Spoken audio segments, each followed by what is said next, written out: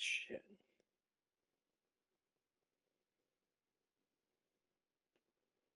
Hold on, guys.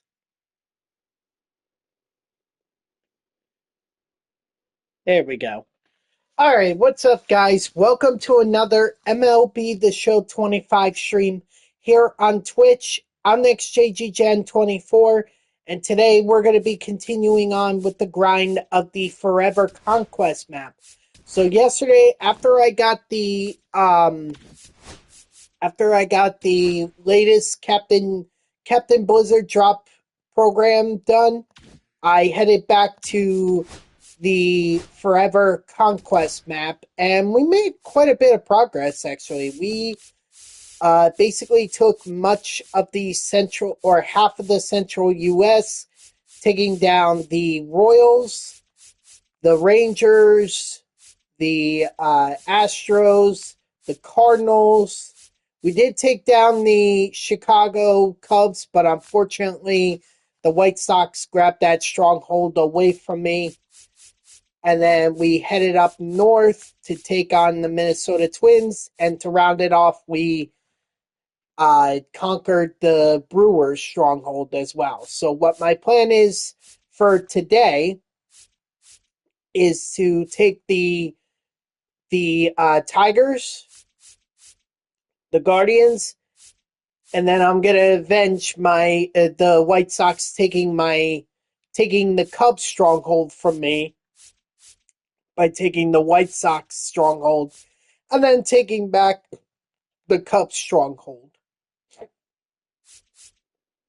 And then we also have the Cincinnati Reds to worry about here as well. Actually, maybe we'll save the White Sox for very last, because then that way I can go up from there and towards the White Sox. Maybe I'll do that. Ooh, I see that the Mets grabbed two strongholds. I see they have it looks like they have the Phillies and the Yankees, they have their own, and they have the Phillies stronghold, and then the Blue Jays conquered the Yankees stronghold. Okay, interesting.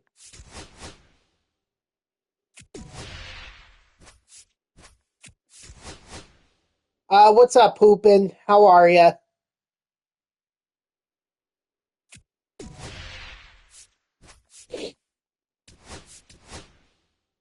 You're doing good? All right, cool. I'm doing okay as well, Finally got back on my overnight sleep schedule, so that's good.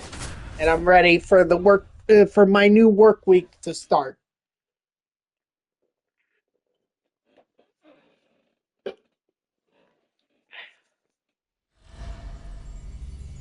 Well, a lot of baseball news has been made in the last 24 hours. Oh, why was your teacher being rude to you?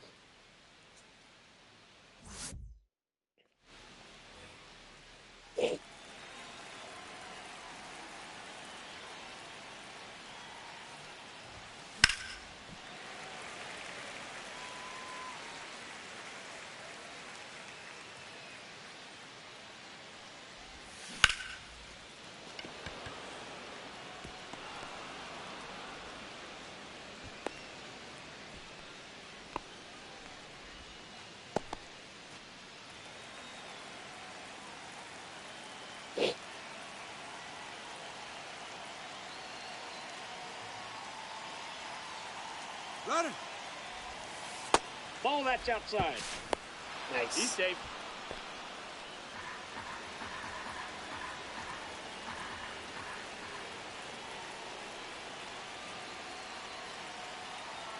But as I was trying to say before, a lot of I saw a question about where.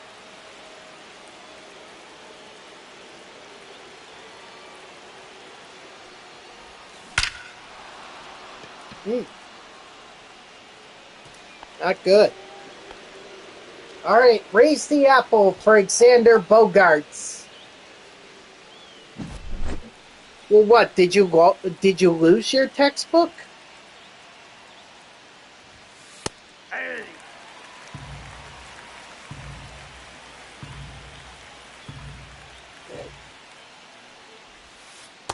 Ball one. I got a ball, one strike. Oh, I mean, there's not like a library or something online that you can access it. Nope.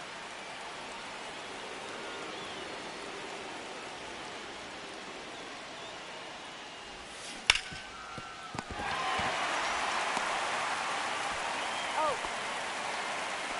Ah, there you go. Okay. For the Tigers, number 99. I forget what, Hero. there used to be this college website that I used in my, whenever I needed textbooks for my, or I needed books for my college classes. Like that, this website is where I would go to rent all my textbooks. And eventually I stopped doing that because it was just a waste of money. I mean, not like I really read the books. Or not read them, but I didn't really need them. Because a lot of my classes were more, kind of on the field, in the field training, rather than stuff that you learn through a textbook and sitting in class. If that makes sense. But I mean, I've been out of college for just under 10 years, so it's been a while.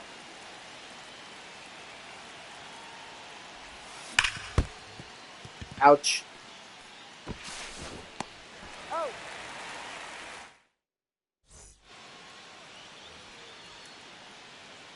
But anyway, let's get to that big baseball news that's been going on the last 24 hours. And they actually feature both New York teams. So let's start with the Baseball Hall of Fame announcement. 0-2. Because we learned yesterday that Carlos Beltran, who is part of the Mets GM and had had a very long tenure with the Mets. He signed a 7-year deal with the Mets in 2000, start of the 2025 season. Unfortunately, he only made it halfway through the 2011 season before he was traded.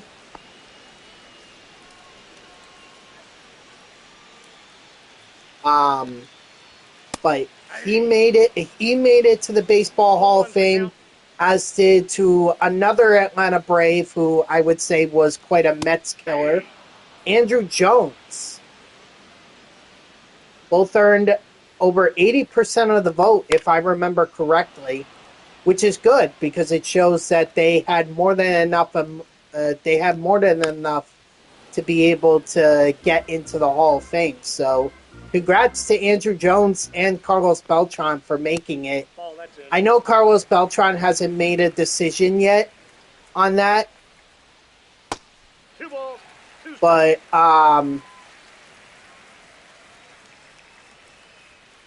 but I really do think he should go into the Hall of Fame as a New York Met. Cheater, what? 3.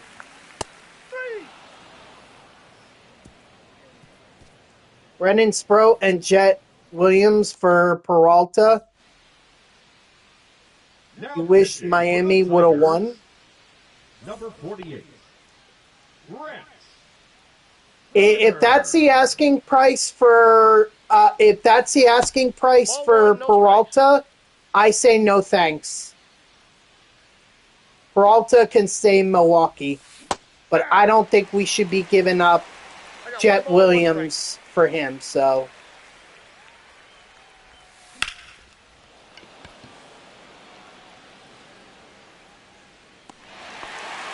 and I don't know about Brendan Sproat. You know, I think he and Tong were. Hey. 0-1. Yeah, the Mets were smart to say that. Jet Williams is one of the Mets' top prospects. They don't want to give him up. Okay, I was going to address that next. I just wanted to...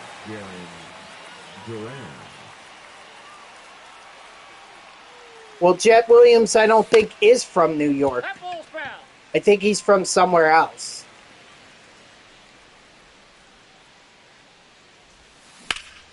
And he hasn't even been up in the majors yet. I think last time I checked, he was down in the, what was it, AAA for them? So, Number 2. No, I get what you were going at, but...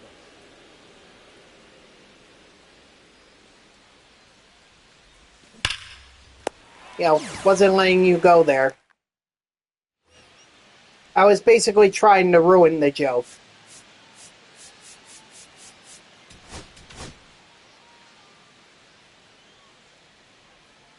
So... Now pitching. Roki Sasaki. And it's interesting that you're already telling him he's not going to be good, even though he hasn't even had any experience in the major leagues yet. No balls, 2 strikes. Oh, hold on. Cheater, you're getting ahead of me.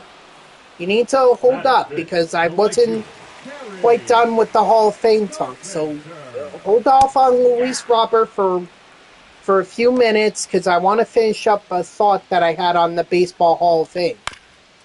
All right? I thought what was pretty interesting was Chase Utley getting 59% of the vote. I don't know if he's going to make it next year to the Hall of Fame, because going from 59 to 75 is quite a jump. But then again, he made the jump from 39 to 59 this year, which is 20%. So we'll see if he gets into the Hall of Fame next year. He might be the best. He probably has the best chance out of anyone who isn't going to be a first ballot Hall of Famer to make it. I don't think so. Ball 1. I don't think so. I would have heard about it. He's more... Yeah, he had a couple good years with the Dodgers, but I don't think he's in the Hall of Fame. Center field, there's such a standard for how you get into the Hall of Fame, and I don't think... Or right fielder. I think Matt Kemp was a right fielder. Carlos Beltran didn't deserve it, you think? Why do you think he didn't deserve it? I mean, Carlos Beltran was a 5-tool athlete. Basically, what Mike Trout is today, that's what Carlos Beltran was. And I think all of us consider Carlos Beltran a Hall, or consider Mike Trout a Hall of Famer. Got him. The right fielder, number 19, Jose Bautista.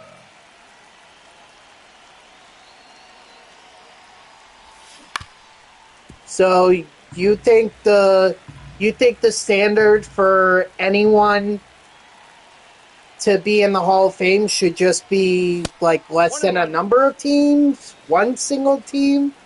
Because if it's one single team, I mean, Scott Rowland shouldn't be in the Hall of Fame. Then he was with the Phillies, and then he was with the Cardinals, and then I think he was with the Reds.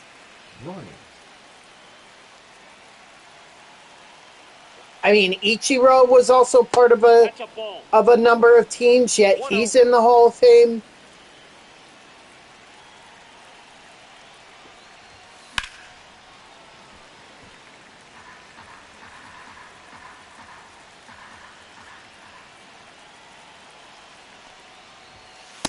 That's ball 2. Rich Gossage had a number of had a number of teams, yet he's in the Hall of Fame. I think Dennis Eckersley was also on a number of teams as well. Yeah, it's more common among relievers, but That's foul.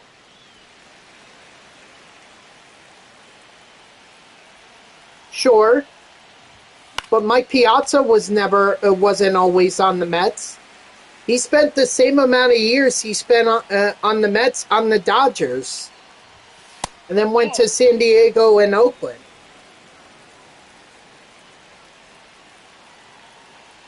Yet he's in the Hall of Fame. That's ball 2.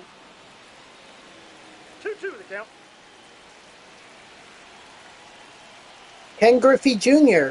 I mean, he spent a majority of his career on the Mariners, but he also spent it on the Reds and then on the White Sox too. I get where you're coming from, and you actually have a number of players who have spent their entire careers on one single team, and they've made it into the Hall of Fame. You know, Barry Larkin, Johnny Bench, Mickey Mantle, Now, Joe DiMaggio, Edwin. well, not Babe Ruth, but Lou Gehrig, Jimmy Fox. I think he was always on the Athletics, whether they were in Philadelphia or Oakland.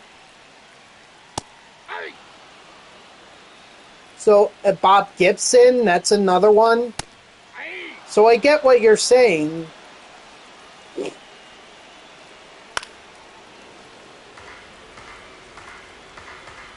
And believe me, I think a lot of us baseball fans would love to see guys play their entire careers with one single team, but that's just not how it is, Hank. It's very difficult. Derek Jeter, that's another one. Another guy who played his entire career with one single team. And Mariano Rivera as well. Strike 3, sit out.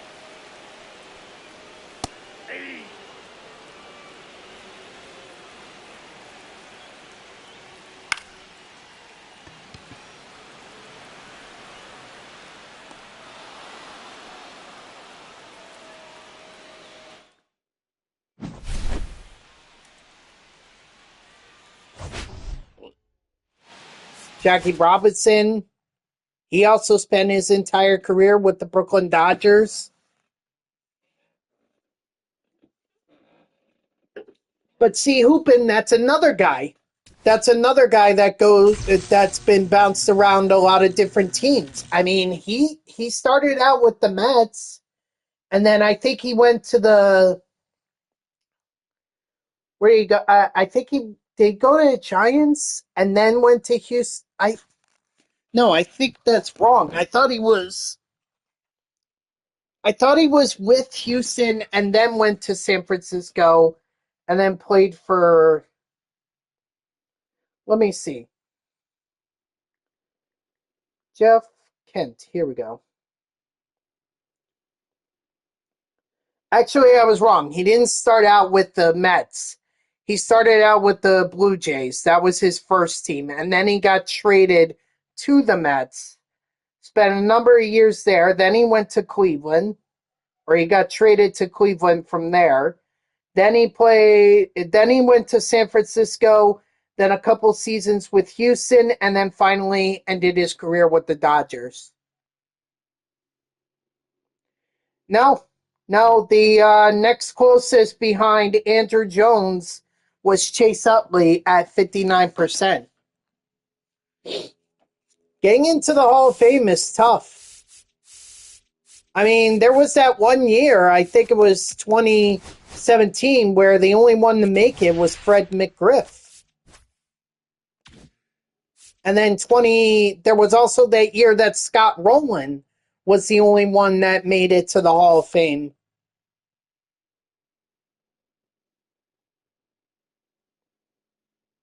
Okay. I'm just saying, like, I get what you're saying about, you know, I get what you're saying about team or players playing their entire careers with one team. There's a good number of them in the Hall of Fame. Certainly in the early years.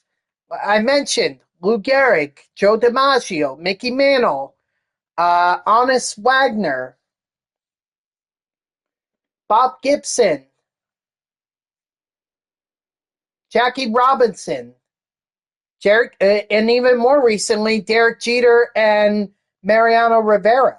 So you definitely have an argument in that. I'm not saying you're wrong.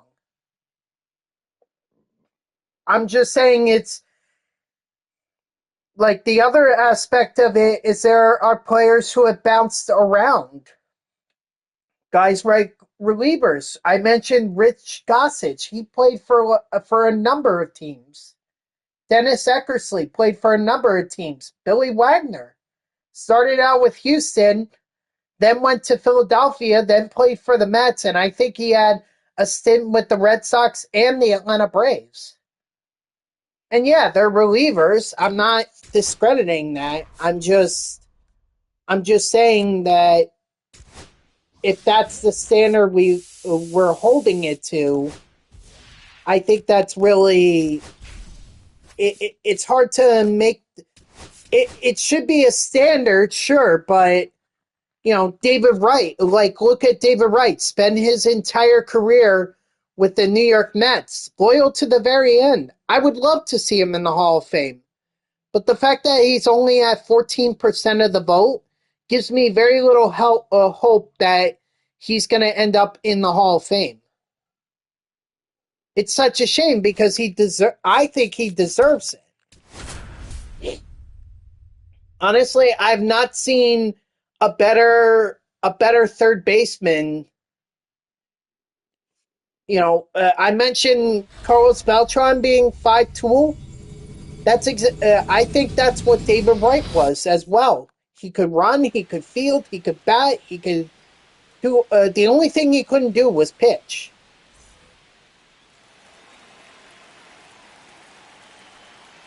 But unfortunately, injuries are going to hold him back.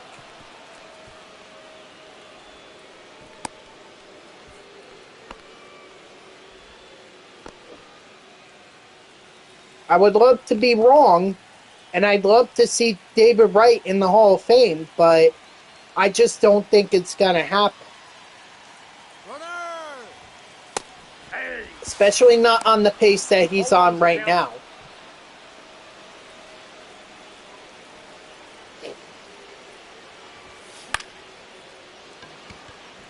So, but now let's get to that Luis Robert deal that I was talking about. And for those that are unfamiliar with what I'm referring to, last night, it was actually late last night, it was announced that Luis Robert Jr. is going to the Mets for Luis Angel Acuna. And I think it was also a player that was drafted in like the later rounds of the MLB draft this year. I didn't recognize the name, but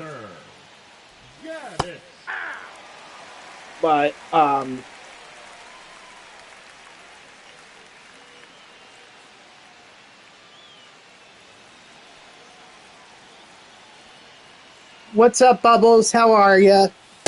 Ball, that's too high. Now, as far as what this does for the Mets, okay, it gets them another center field option.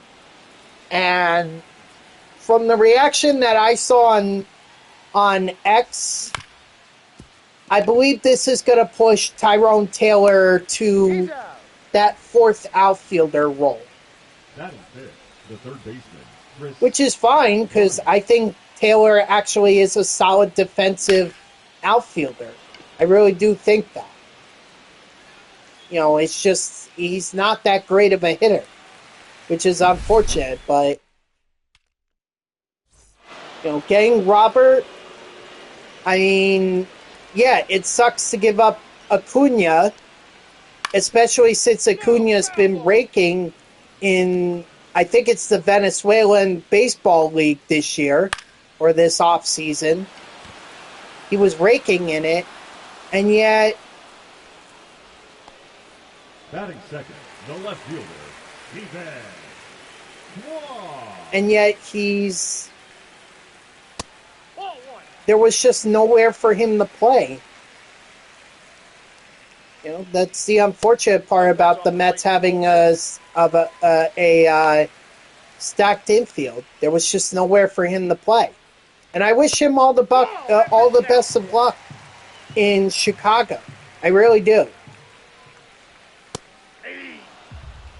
Now, as far as Robert goes,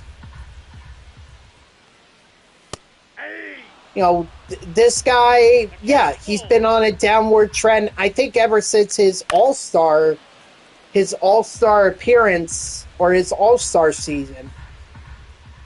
I mean, last year he batted 233, 223, strike 3, sit down. So it was not good. But at the same time, someone pointed out that, hey, it might be the fact that Robert was discouraged by the fact that he was on the White Sox. You know, not exactly the most competitive team right now. And maybe his attitude will change. Maybe he'll be a better player with the Mets. It is a contract year for Robert, I believe, before he hits free agency. So he may want to show out so that he could get paid in the offseason. I mean, look at what Bo Bichette got this year. Raise the apple for Carson Kelly.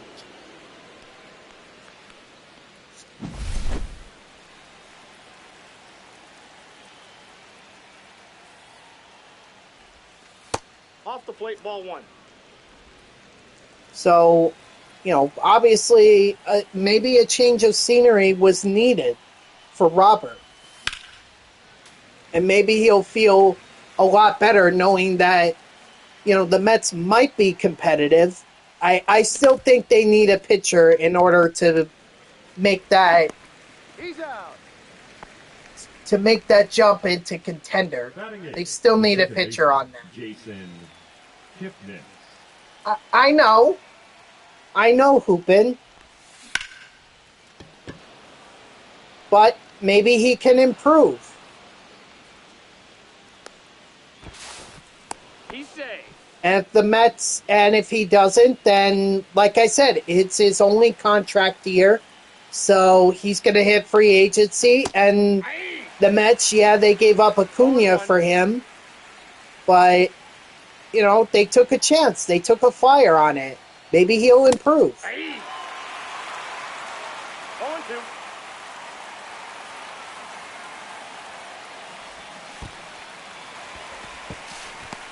He's out. Now pitching for the Guardians. Maybe the White Sox didn't have a good training staff. And maybe that's why he was injured. The Mets can obviously invest in a better training staff.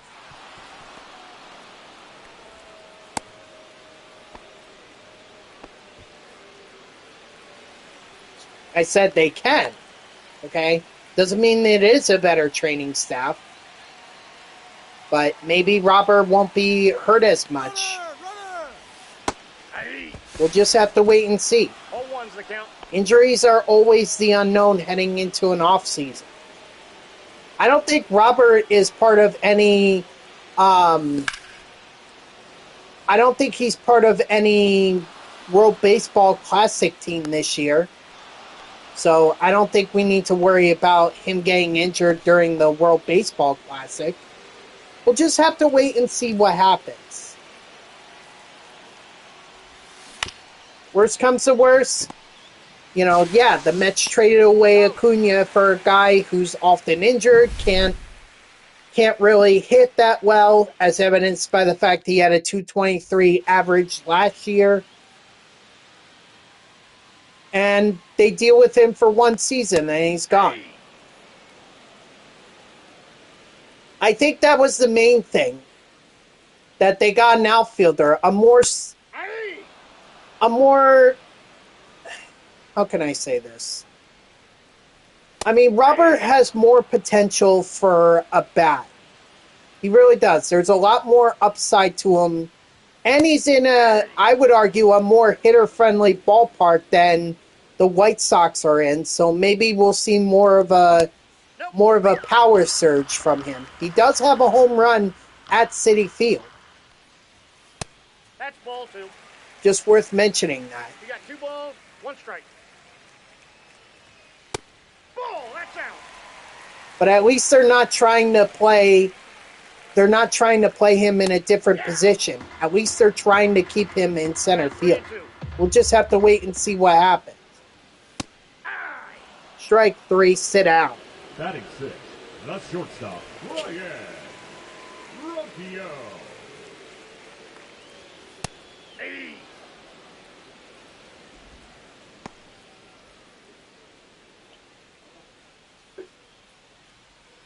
And more importantly, what this means is that Carson Bench, if he does make it to the Major League roster, he's not going to have to play center field, which is a position he may not have a lot of experience in.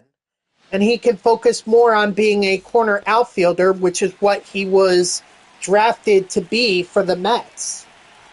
So he could be more of a left fielder if he does well in spring. Okay, I think he should show out in spring, but there should be no pressure on Carson Bench to do that. But if he does, I don't think there's any question he's going to be the starting left fielder for the Mets. We'll have to wait and see what happens, but there's no pressure on Bench right now to make the Major League roster and be the starting center fielder for the Mets. There's no pressure on him to do that.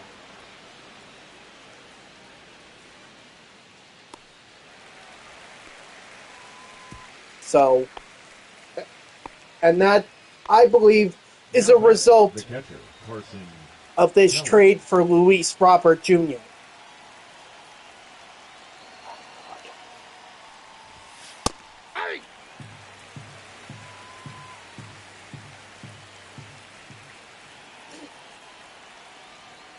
All right. And now I think what was a move that was absolutely vital for the Yankees, Cody Bellinger re-signing with them for... Oh, wait. Re-signing for 5 years. I mean, they needed Bellinger back. They couldn't afford to lose Bellinger. I know they have Jazz and they have Judge, but I think you needed Bellinger as well. So, as much as it breaks my heart because to see Bellinger go back to the Yankees, because I really wanted the Mets to pursue him and have that second or have that first base option for him in case Jorge Polanco did not play first well, which is what I fully expect, by the way. At the end of the day, the Mets were only offering a short-term deal, and Bellinger decided to take the Yankees offer. And honestly, I think when they announced the Luis Robert trade, I think that's when it was clear, at least to Bellinger, that the Mets were out on him. I don't know why if he thought that the Mets were going to offer him more, I don't know why he thought that way. Clearly, that's not what the Mets are doing. They are more interested in short-term deals that pay more money, and and doesn't invest a lot in big names. So, if Bellinger was holding out for more years from the Mets, sorry that he's disappointed. But you know what? It seems right that he's back in a Yankees uniform. Just seems right.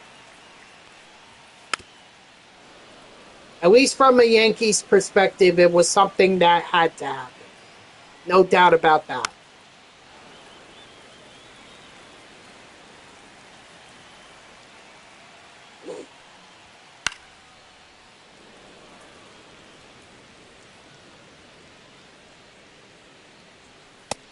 That's pretty much all the baseball news there's been in the last 24 hours.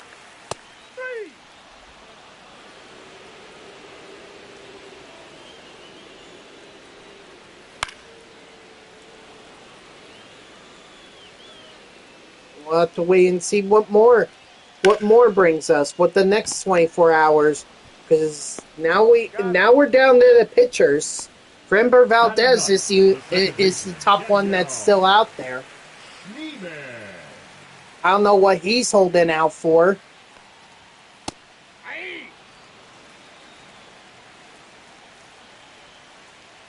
But he should sign soon. Like, no offense to Framber, he is a quality pitcher, but at this point, we'll see. You get a lot of snow, if we get a lot of snow this weekend. Yeah, my coworker was just joking with me about that in a message on Facebook.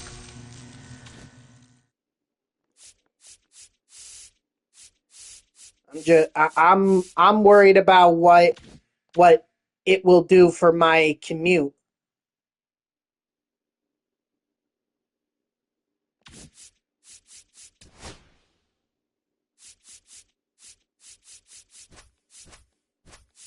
I'm just so freaking tired of all this snow. Like, I don't want any more snow. I've had enough.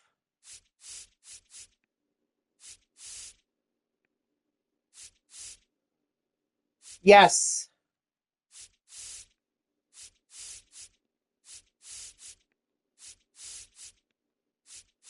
I mean, I'll probably have to get my dad to drive me. If it's really going to be that bad, then I think I have to have my dad drive me. Because I can't... There's no way he's going to let me drive in absolute bad weather. There's no way.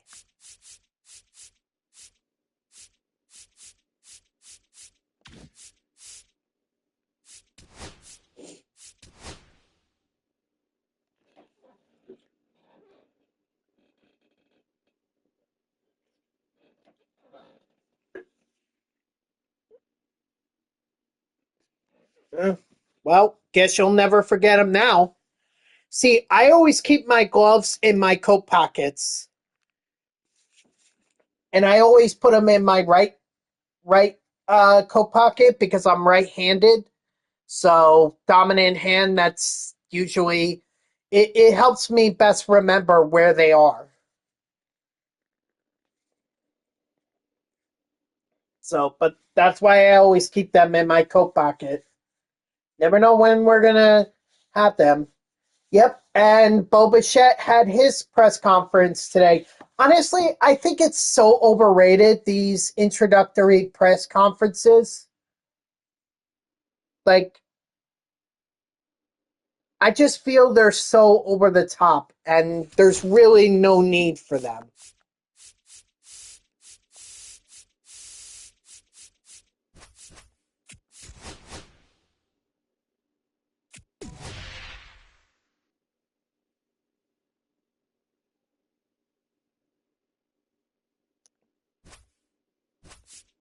Wow, the White Sox do not attack my stronghold. I'm surprised by that.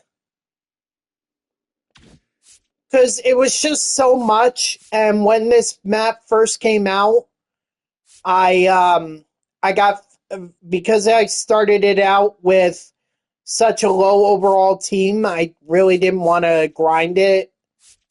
Especially since which one was it? The other map took a lot out of me. This one, the grapefruit map. I felt this was a lot. And I ended up playing on like a lot of all-star games, and I hated doing that with such a low-level roster at the time. Now that I have a higher roster or a higher rated roster, I definitely feel like I could go back to the cactus map and finish that out. Well, I hope so, Hoopin, but we'll have to wait and see.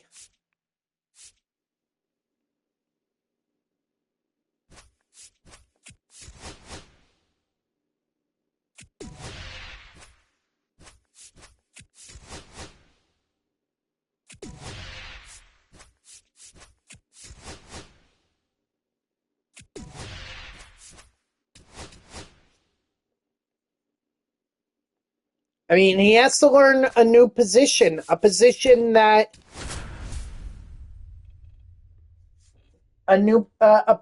he's never played before at the major league level.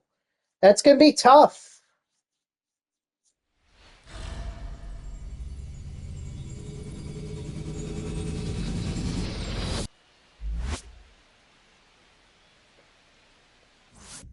Well, can you blame him?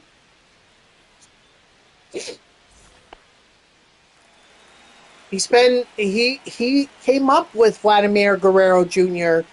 in the Blue Jays system.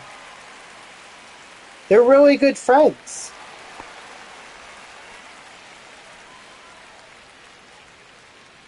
That's not a surprise.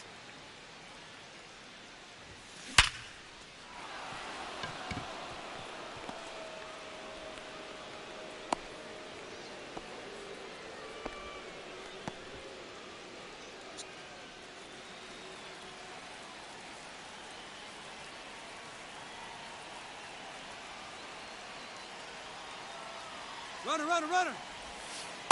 Hey.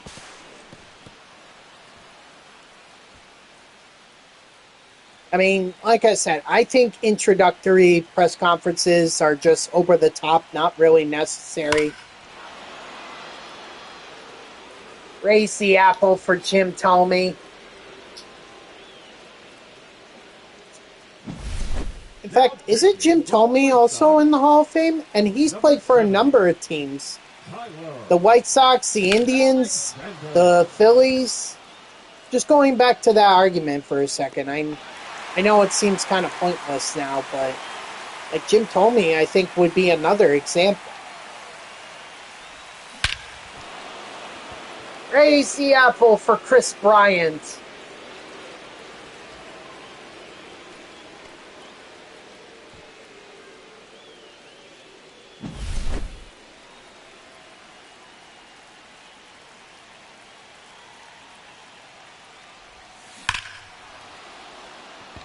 And raise the apple for Carson Kelly. This is the best revenge I could get against the White Sox. Screw you, White Sox. You take the Cup stronghold from me. I'm gonna take it right back, and I'm gonna take it right back with vengeance.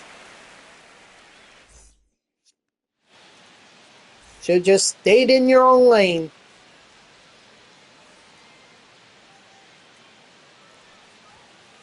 Nope, that's a ball. 1-0.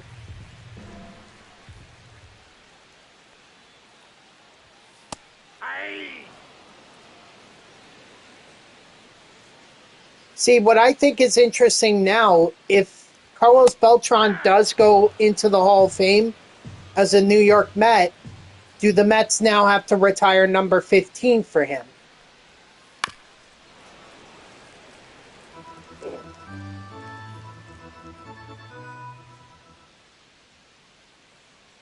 I mean, if they do, let's think about this. Let's think about this for a second. They would have retired number 14 for, I think that's Casey Stengel. Number 15 for Carlos Beltran. Number 16 for Doc Gooden. Number 17 for Keith Hernandez. And number 18 for Darryl Strawberry. So you've got 14 through 18 pretty much retired.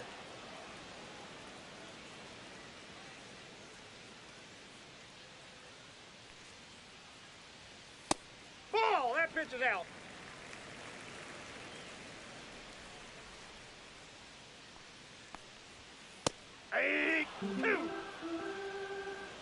1 ball. Okay, 2 feel strikes. free. Maybe I'll watch it later. I really think it's a whole lot of hoopla for someone, especially someone like Bo Bichette, who could decide that after this season, he's done and he opts out. I don't know how this season is going to go for the Mets. It could go well. It could go badly. I don't know. That ball's foul. And by well, I mean maybe they get to 500. Maybe they're the third best team in the National League East. And maybe they sneak into a playoff, into a wild card, but Number 40. at worst, 0-1. what I fully expect is they're going to be a 75-win team. That's what I fully expect.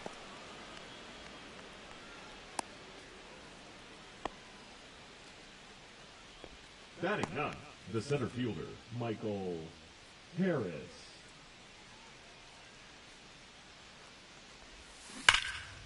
And at worst, they don't win 70 games, and they're forced to trade off or sell off at the trade deadline.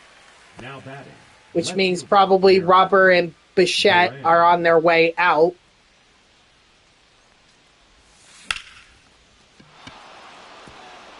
And then we'll see some of the younger guys back up at the major or on the major league roster.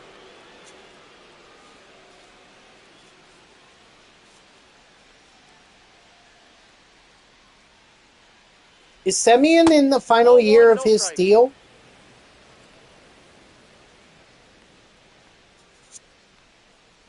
I certainly hope so, because I don't want him on the Mets forever.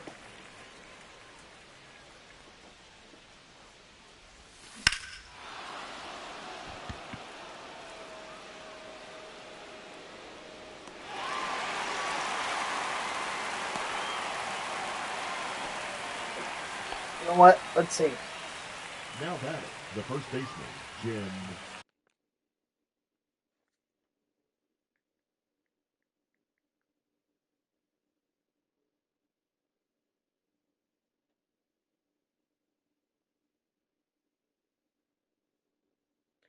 Signed through 2028, so he's got three more years. Oh boy. Marcus Semien. Oops. Did not mean that. My bad.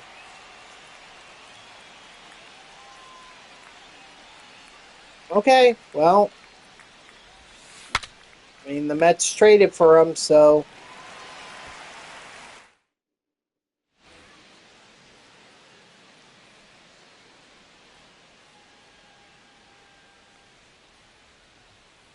Ball inside.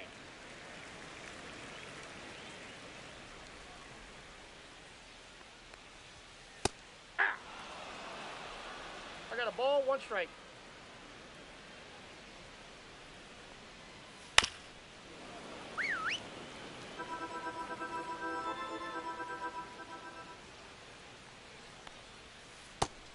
Strike 3, sit out.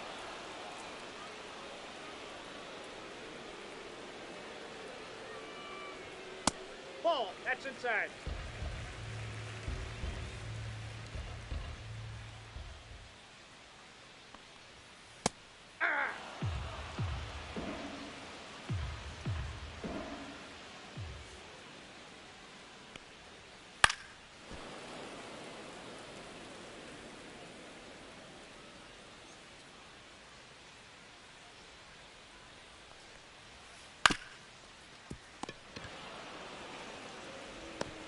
Nice. Although, rest assured, SB Champ, you were talking about the cactus map. I would definitely complete the cactus map before I officially declare myself done for the for MLB The Show 25.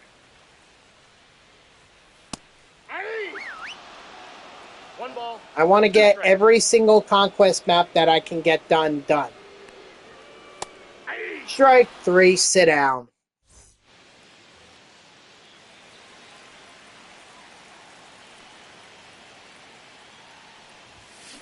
Yeah.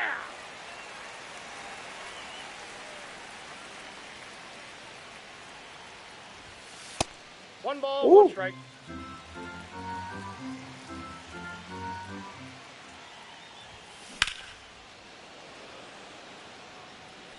And also, now that I've had like more of a chance to think about it, I am kind of buying into possibly just doing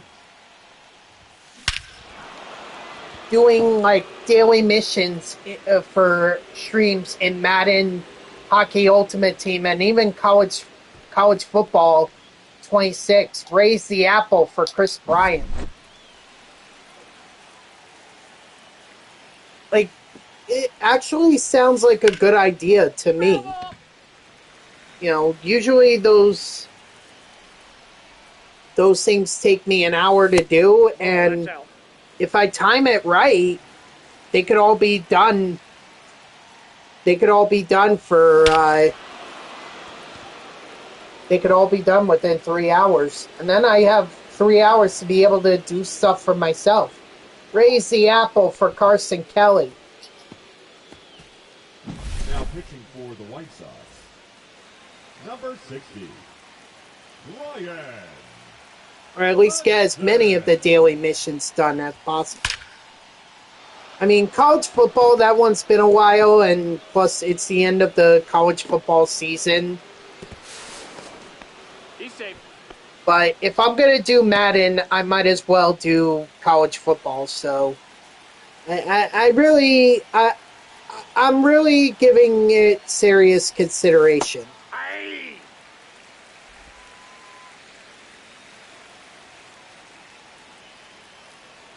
We'll have to see. But with that being said, raise the apple for Jason Kipnis.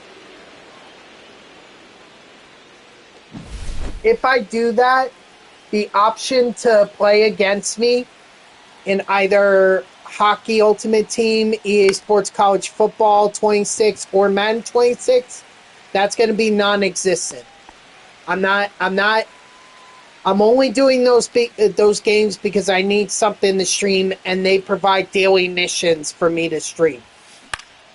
But I will not be playing against other viewers in those games. With or against. I'm not doing it. It's simply do the daily missions and move on. So that's just a forewarning that I have about, doing that, because that's going to be gone. If I decide to do that. I do not want to be slowed down because a lot of people want to play me in Madden or NHL or college football. No, I'm not being slowed down by that.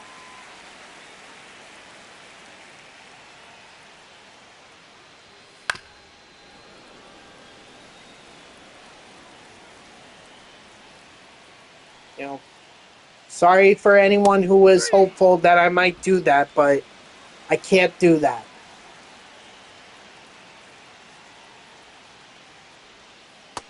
Ball, that's in. I mean, what I could do is I could start specifically with... 1-1. What I might do is I might start with College Football 26 Ultimate Team, then go to NHL, and then finally end on Madden. That way, if I get all the daily missions done in less than an hour and I have some time, then maybe I could take a game. But if it takes me 3 hours, or it's pretty close for me to get off stream, then that's what I need to do. So that's just a forewarning for... It's something I could consider, but at the end of the day, my goal is not to play anyone. My goal for that is just get the daily missions done and be done with it. Strike 3, sit out.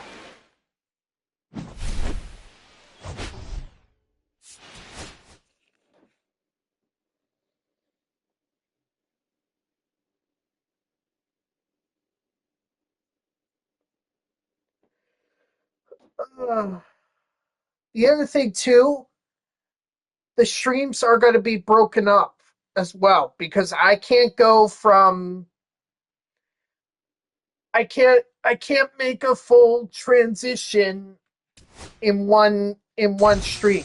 Like I can't go from college football to hockey to Madden in one stream. Like it's going to take some time.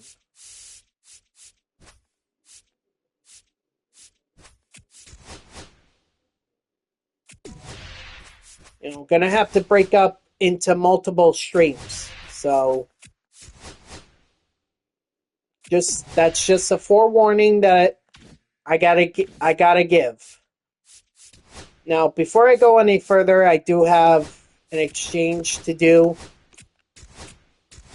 Get 25,000 subs right there.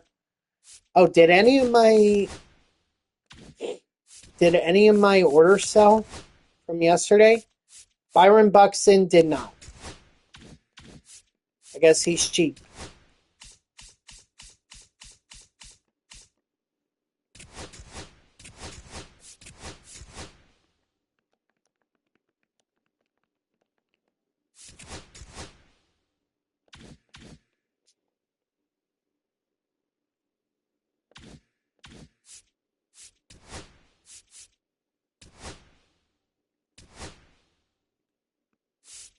All right, let's take down the White Sox and get the ultimate revenge. Revenge! Revenge!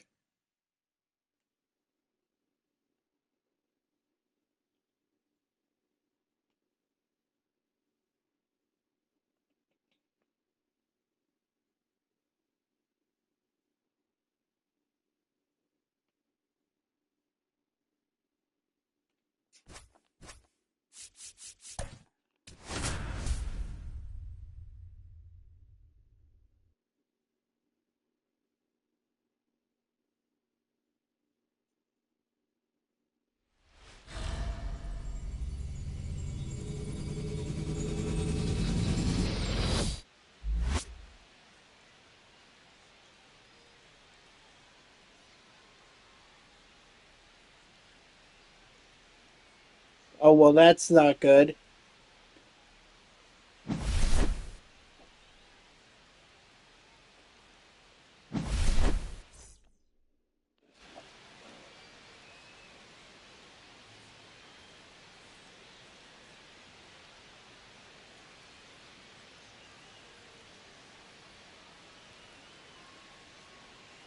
Doesn't sound like Bo Bichette had a good Leading off for New Jersey, introductory the left press fielder, conference.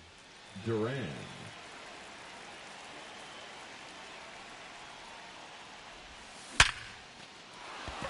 I mean, that's not good if people are already hammering you before you even play a single game.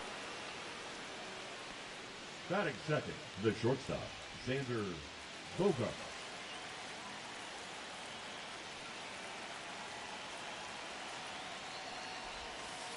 Ball, that's in.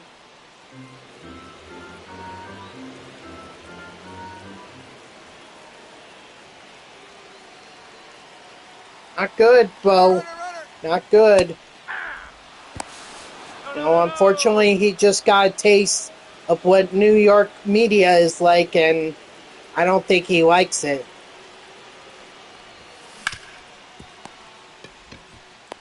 He's out. But welcome to New York, Bo.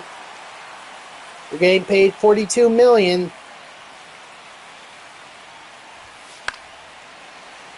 Better get ready to answer some pretty tough questions, especially when you might hit a bad stretch.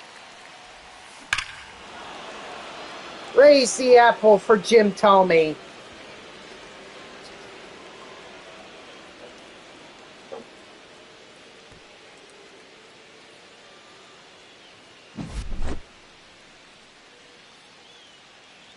Now pitching for the White Sox, number 70, Tyler Alexander. But see, that's another reason why I don't like introductory press conferences. Because at best, you get introduced, you don't make any news, and then you get ready for the upcoming season. At worst, you get chewed up, you make wrong answers that make you disliked among the team's community, and you're already hated before you even have a chance to play a game. 1 ball, 1 strike.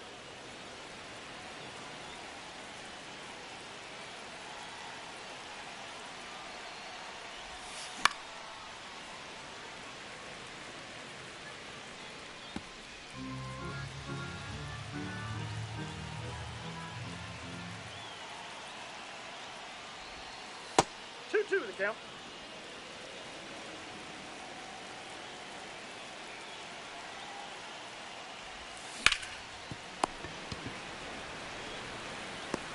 Oh.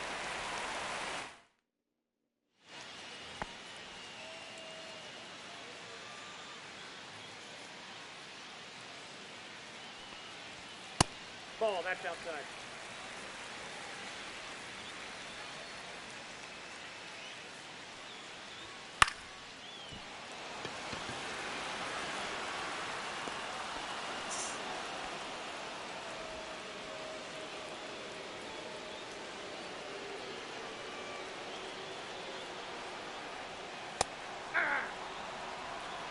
All ones the count.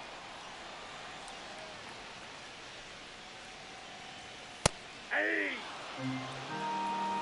0-2 is the count.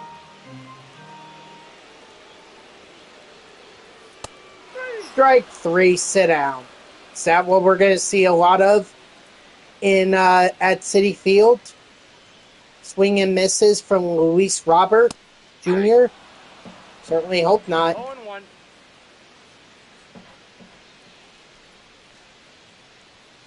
Hey! No balls, 2 strikes. Strike 3, sit down. Now pitching for the White Sox, number 71, Cam Boozer.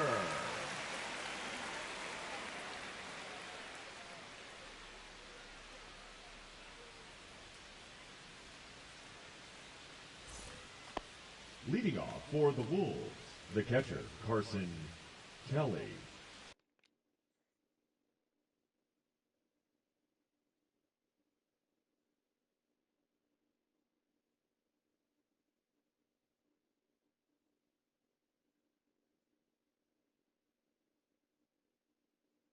I'm sorry, I'm just trying to figure something out here.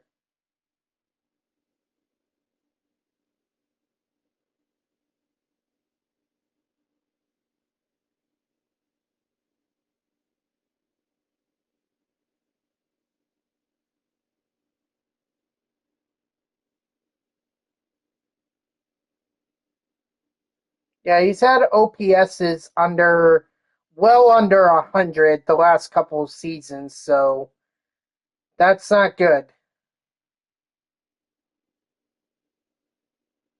Maybe he can turn it around with the Mets. We'll see.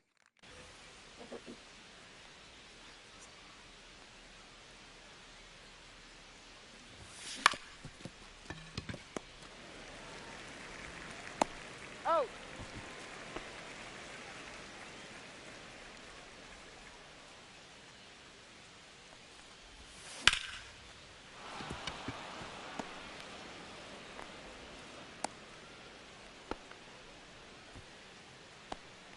Batting 8, the second baseman, Jason Kipnis.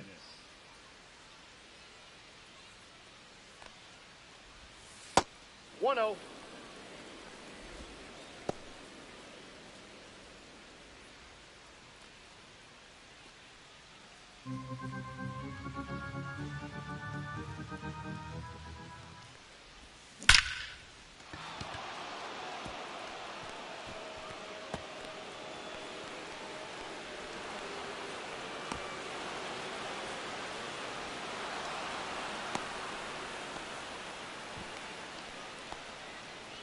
Batting ninth, the center fielder, Michael Harris.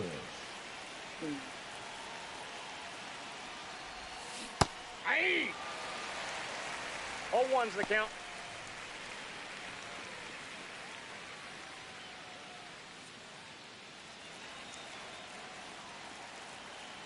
Sorry, I was just trying to see if there was more on, if there was any more news being made. The batter, the left fielder, Jaron Duran. Now, Yeah. the White Sox, Excuse me. number 40, Ball. Tyler Gilbert.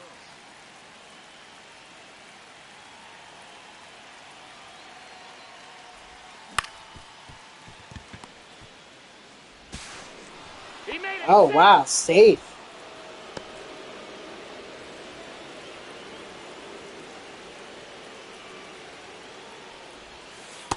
Nope. Outside.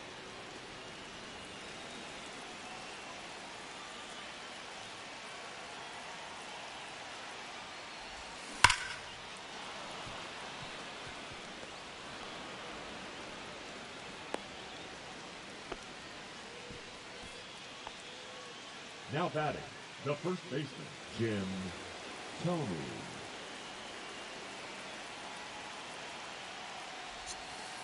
Ball 1, no strike.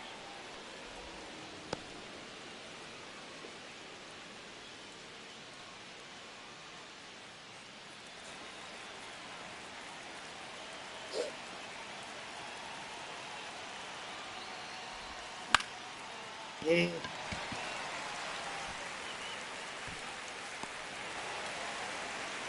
Ooh. Ugh. The right fielder. You know, I was playing Jose EA Sports College Football 25 Dynasty. I swear I stumbled upon something that was so incredible. My center, I do Dynasty with Penn State. And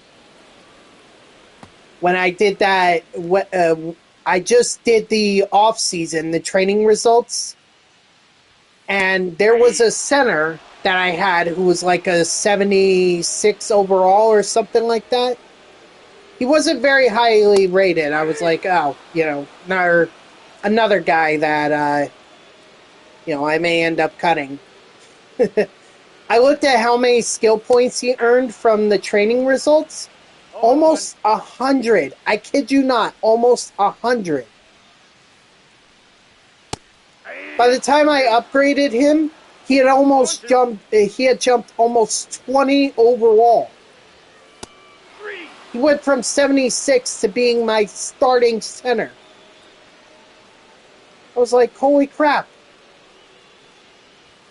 Can't get lucky with something like that again.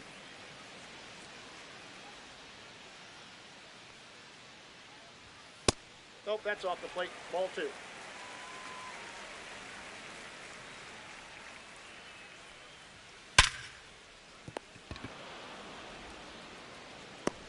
Got him. But man, that was just so funny to see that, especially from a center too, because usually I see that amount of skill points for guys that I win the Heisman with, like a quarterback, a halfback, a wide receiver, that kind of stuff. So it was funny for me to see it with the center. What I mean? Center is one of the most important positions on an offensive line. It's the QB. If he lines up behind you, you're protected with making, or you're tasked with making sure that the nose tackle isn't gonna like get by you and get right to the QB. Not only that, you have to hand off. You have to you have to snap the ball to the QB. Full count.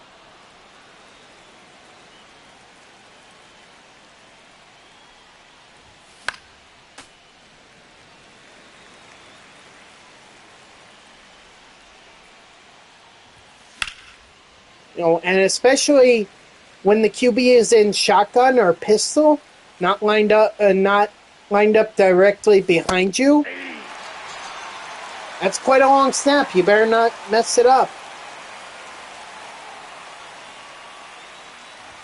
So not only are you responsible for taking care of the quarterback, but also the running back. If they decide to run the ball up the middle, you got to create a lane for the designated hitter, Carlos running back to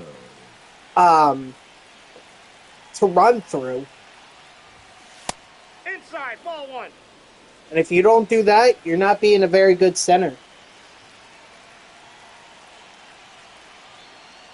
I would definitely say that center is one of my highest rated players on my Penn State Dynasty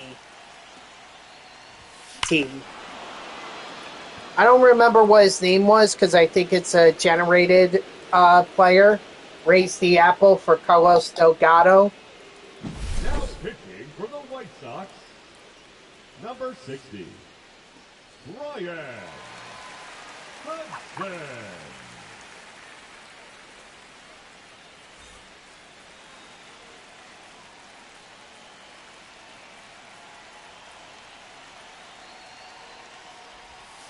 But still, it's funny to think.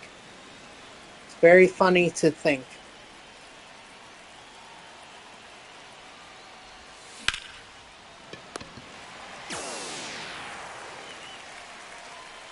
Now batting, the center fielder, Michael. And I have a weird way with how I want to do like a dynasty. Like sometimes, actually, when I do it, I usually want to take over as a head coach for Penn State. That's my program, or that's my favorite college football program. And be it that James Franklin was forced out, I think it makes even more sense now.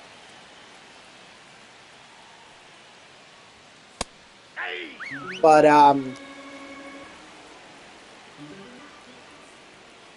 with sometimes what I like to do is I like to start as an offensive coordinator on one of the on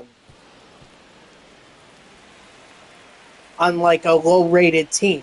Some team like Akron or even James Madison University.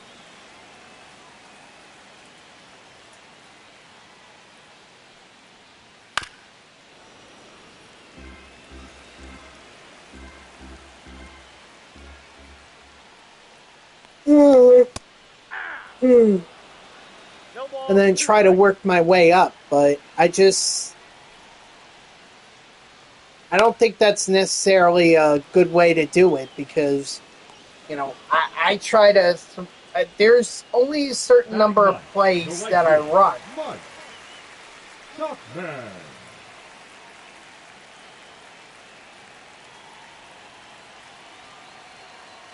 And with those plays, like one of them is a vertical, or one of them is a vertical. So all the receivers are going to be running deep, and I need a QB who's going to be able to throw it deep. And if I don't have that, then I don't have a good QB. Then I'm going to struggle. The other one being like the mesh, where the receivers do the drag routes, or the two slot receivers. They do, the two receivers on the inside or that aren't the outside receivers, they do drag routes. And sometimes I have a QB who just overthrows them for no reason.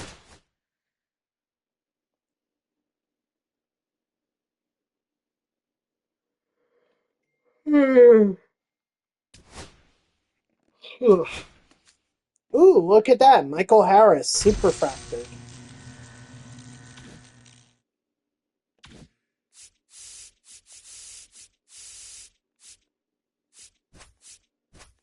All right, we're almost done with the Central here.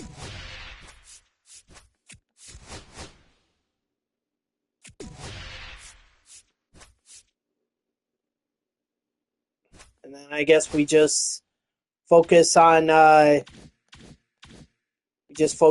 East.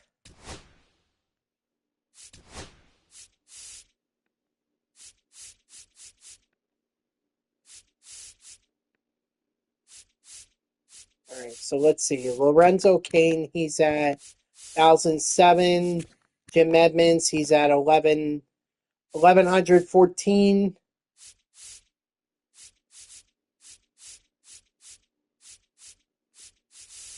Yeah, I think I'm gonna have to go with Jim Edmonds. I mean, he's pretty solid defense. Pretty solid.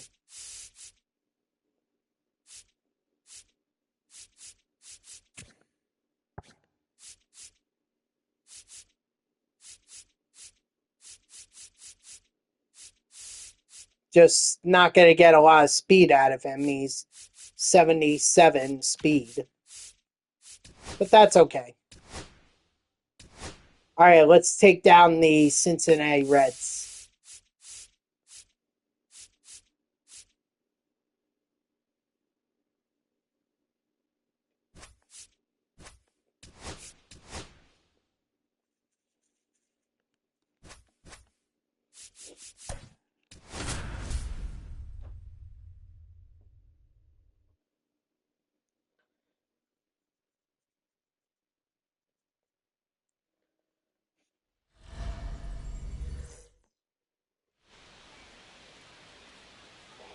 Ooh, excuse me.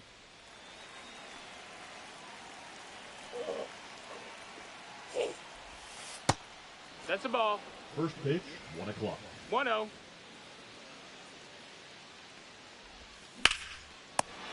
Dang. Great snag. The shortstop, Xander Bogart.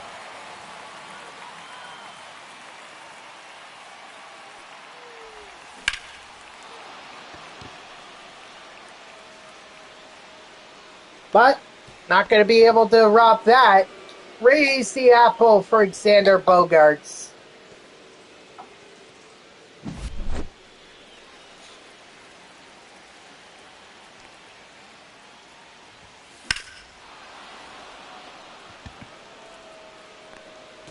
And raise the apple for Jim Thome as well.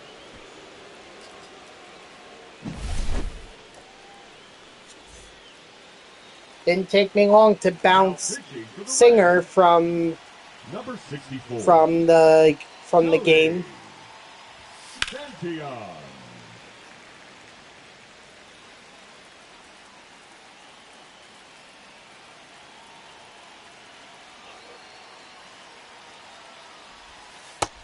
One and one.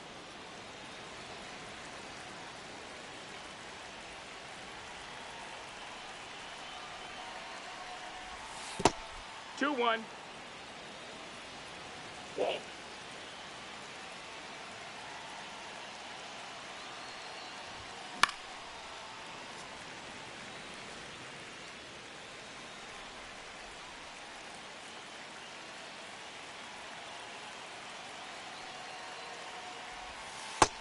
Count is full.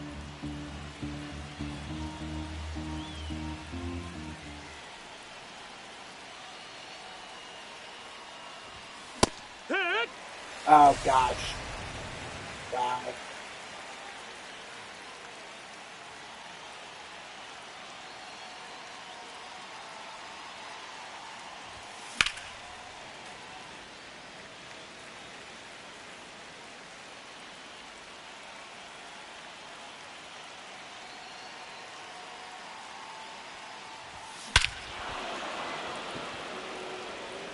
Raise the apple for Chris Bryant.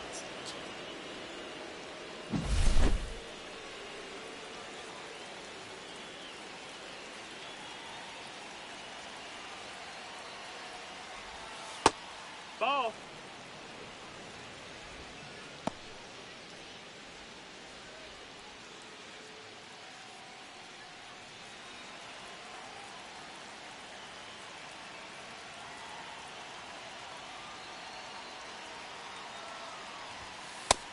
Ball. Yikes. 2-0.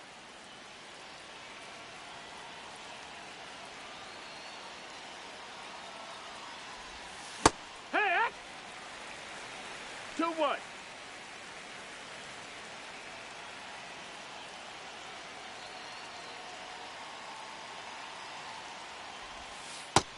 Three one.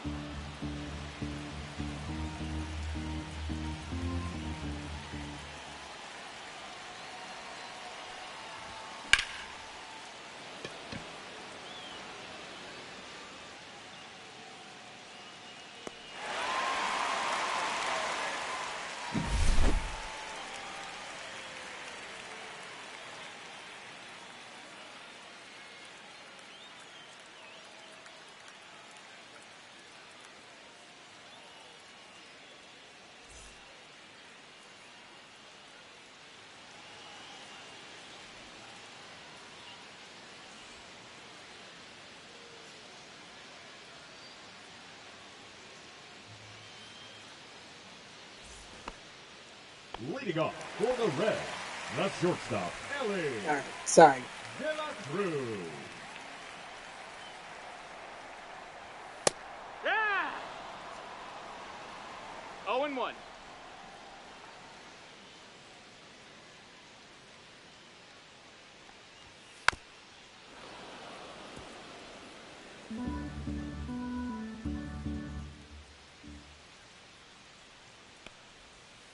Hey! Batting second, the third baseman, no LB, Marte. Let's just focus. Focus up here.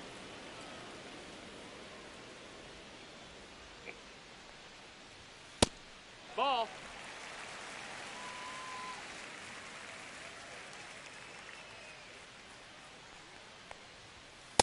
Here.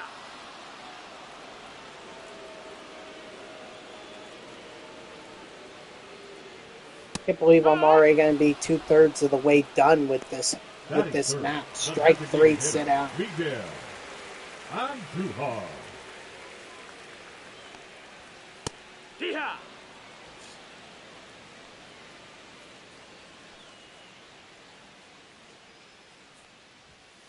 Here. 0-2. Hey, Strike three, sit out.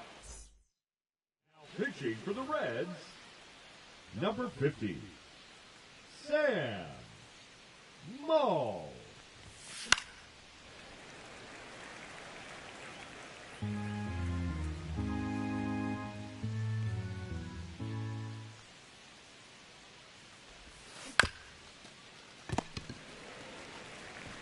He's gone.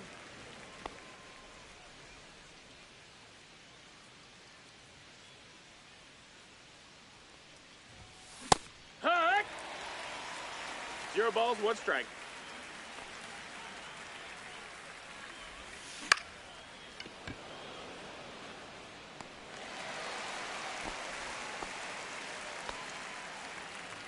Batting ninth, the center fielder, number 25, Jim Edmonds.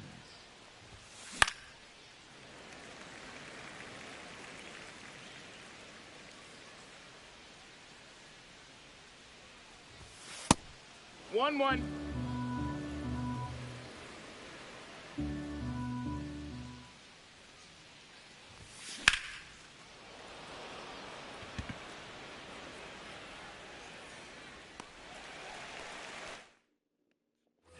Alrighty. Alright, Yamamoto. Time for you to get out. Time to put in Roki Sasaki. Roki Sasaki. Here. 0-1. Heck! No balls, 2 strikes. Ball.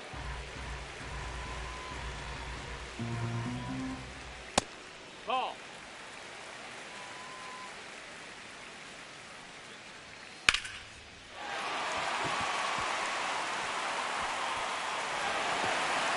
Done.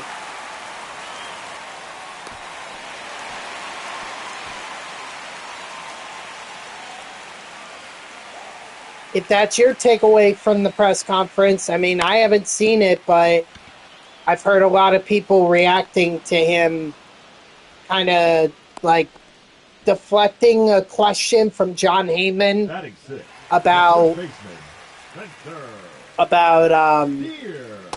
Hike one. his opt-outs and everything. Inside ball.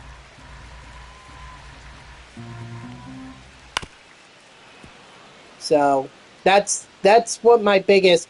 I have to watch the whole thing if I'm gonna see exactly what all the hoopla is about. But if that's his introductory, press conference, I mean, that's not a good look.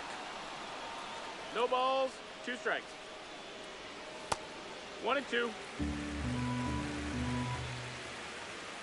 I mean, he's gonna find it very tough. See, I don't know what the Toronto media is like, Pitching for the Reds, but the New York media, 34. New York sports media is very savage. Shooter. Like, if you're not ready for it, you're gonna be eaten up. But that's why I was saying. That's why I was saying that these introductory press conferences are so overhyped. Number 2. It's like there was no reason for it. Bogo. So basically, he gets a 3-year deal, but he could opt out after the first season and the second That's season ball. if he wants to. That's what the whole issue is here.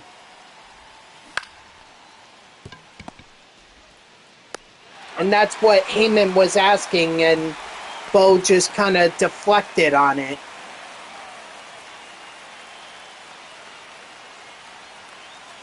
We'll see.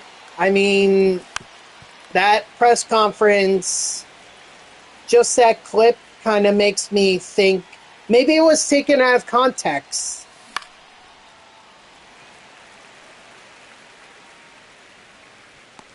But I mean, I'd have to watch the whole thing and see what he really said, and just make sure that it's not a clip that's being taken out of context, if it hasn't been edited, But I think he just got a very hard lesson, which is New York media. If you're not ready, they will eat you alive.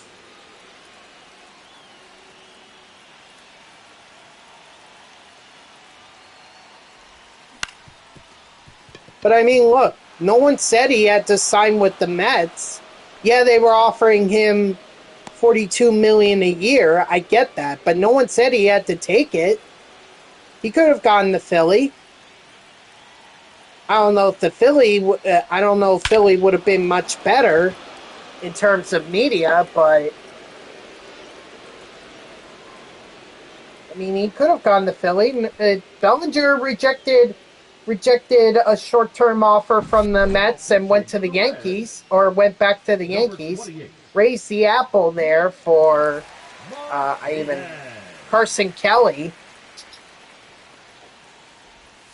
I'm just saying, like, if he wasn't comfortable with playing for New York, he didn't have to sign.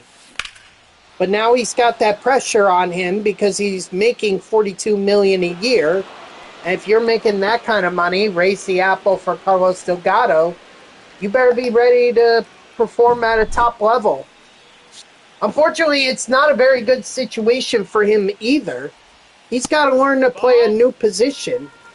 And some people say, oh, well, it's not that much different. Listen, third base is known as the hot corner. When you play shortstop, you have to have a little more range. Third base, you got to have good reaction. If you don't have good reaction, you're not going to be able to play well. Yes.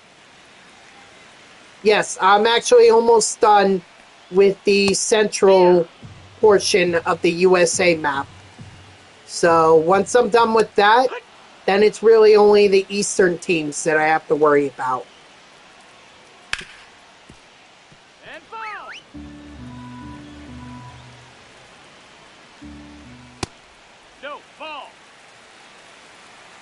2 and 2. Strike 3, sit down.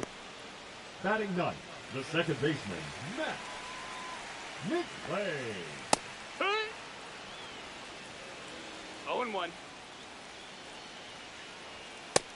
Ball.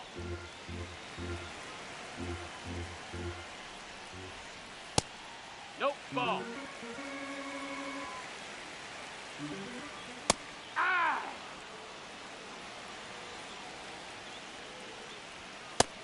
That's a ball. Full count.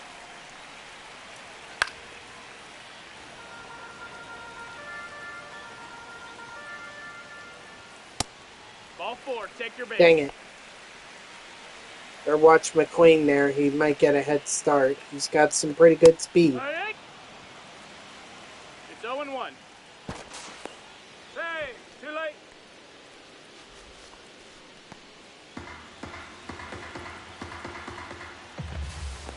Hey, he beat the throw.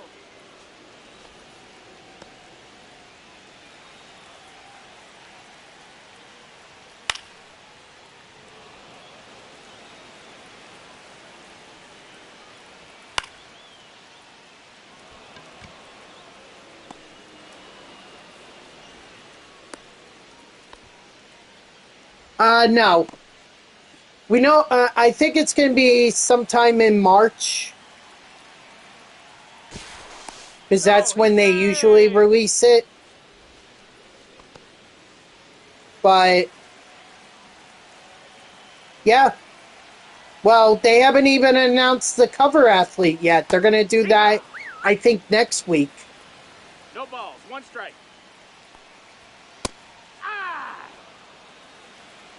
0 and 2. Runner! That ball's foul. Plus, they got to introduce all the new legends and everything. And we got to have the new, we got to have the Then and Now program. That's going to be coming in February. Strike 3, sit down. So, yeah.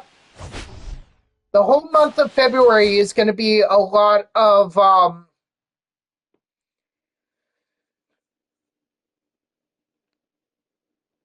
it's going to be not a lot of content in terms of MLB The Show 25 so much as it's going to be more. Yes, because that's going to give you packs for the next MLB The Show.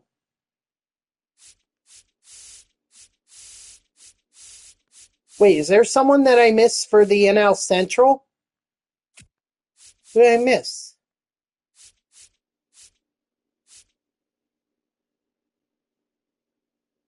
Oh, Pittsburgh. Oh, that's right. Oh, Baltimore. I see. Okay. Okay, so I wasn't quite done yet because I think this is Pittsburgh's stronghold here. Or one of these strongholds is Pittsburgh.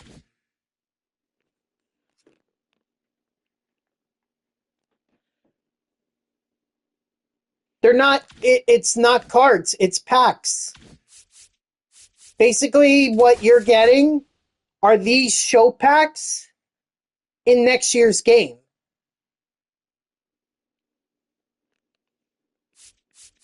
That's what you're getting.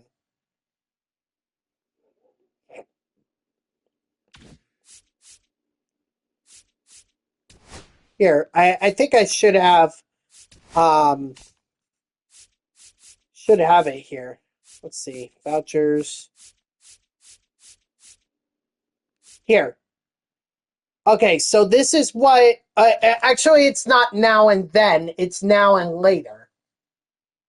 So basically you're going to get these vouchers, and based on these based on the number of vouchers that you collect from this, that's how many show packs you're going to earn. So right now I have 14 show packs already collected, or I have 14 of these vouchers.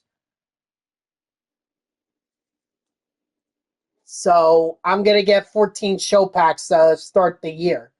Yes, because that's where a lot of people are going to be opening packs to try and pull Shohei Ohtani, Aaron Judge, all the guys that are pretty expensive live series guys right now. They're going to be even more expensive on day one of next year's game or the next of MLB The Show 26. Think of it like in Madden. You know how they used to have that program where you could complete a complete a draft program, and if you complete it, you get a rookie version of that card in next year's game. Same thing. I have so many because I think they were through the XP. Yeah, you can earn some of them through the XP reward path. Like you can earn one there, 3, 4, 5, 6, 7, 8. You can earn 9 just through the 11th inning XP path. I don't know where you can earn the others, though. Yeah.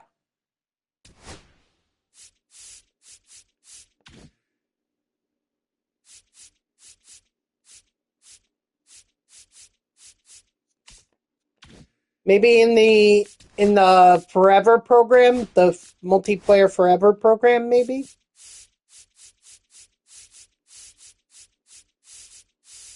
It's hard to say.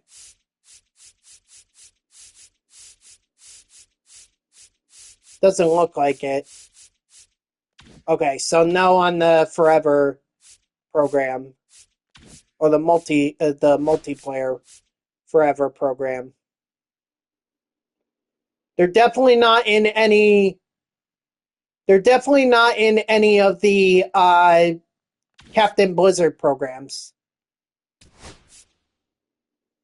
Maybe they're in the mini seasons or Diamond Quest. Maybe I'm not sure.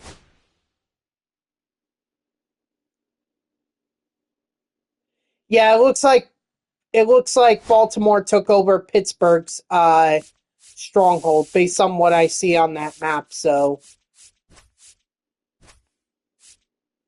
I'm gonna try and take over Pittsburgh stronghold.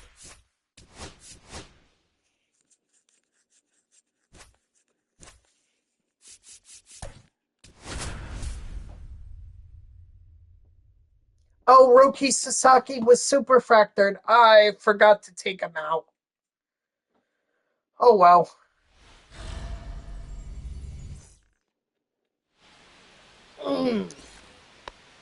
Leading off for New Jersey, the left fielder, Jaron Duran.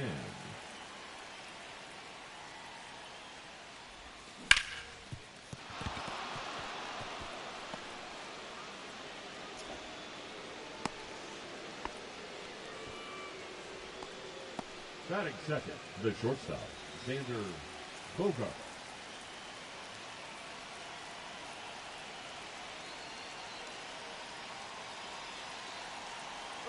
Runner. Wood! It's 0-1.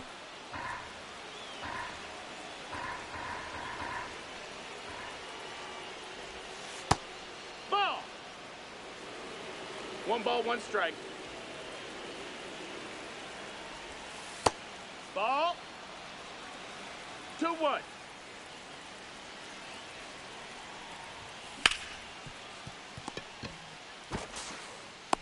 He's out. Batting third, the first baseman, number 25, Jim Tony. How's my YouTube channel doing? I guess all right. I haven't seen anything special out of it. Let's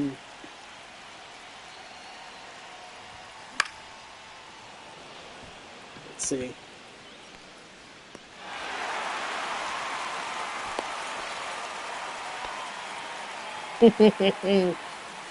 Batting fourth, the right fielder, number 19. Yeah, these are pretty long, so some of them don't get a lot of views, and I understand why, because obviously these streams, these are 3-hour streams. Batting fifth, the third baseman. I mean, most recently, the most successful one that I had was a Diamond Quest one that I did. What was this one? The expansion era one? That had like 57 views, which is pretty good. I'll tell you that my most viewed stream of all time, okay, and I'm not even kidding on this because I'm looking at the numbers right now. It was my first MLB The Show Diamond Quest or Diamond Dynasty stream that I ever did. Nope, not Madden. Leading off for the Orioles, the second This stream, Jackson. this one had over 28,000 views. Or this one has over 28,000 views. Hey! I don't know what I did right back then, but whatever I did right, wish I could repeat it. And then the next closest to that was another MLB The Show 21 Diamond Dynasty stream. This one was my fifth one, and that one had over 14,000 views. Maybe. But see, I was inspired by guys like Kooks46. I used to watch his streams on MLB The Show 18 on YouTube, and because I was struggling back then to do Diamond Dynasty, I didn't understand what I needed to do. And thankfully, Kooks explained it to me, and so I was inspired by him to do the same thing.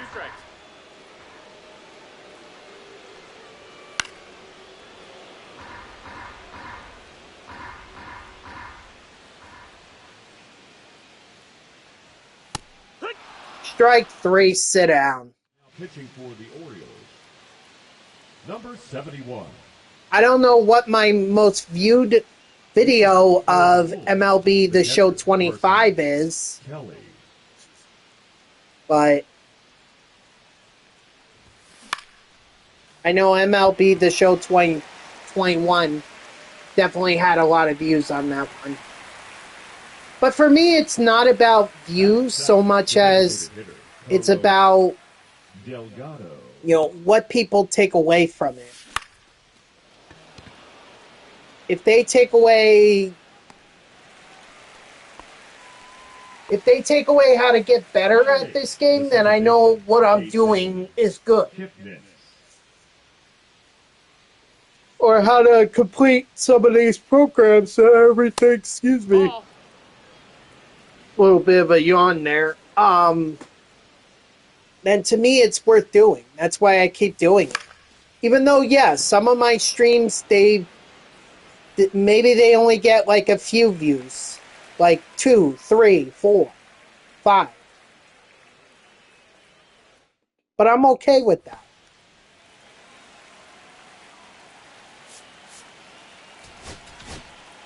Now pitching, Adrian Moreno. Because even as long as those 2 or 3 or 4 or 5 views, as long as that person who's viewing them takes something away from my streams, No balls. that's all I can ask for.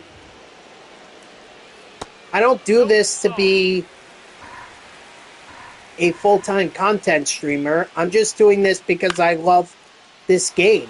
I love this mode.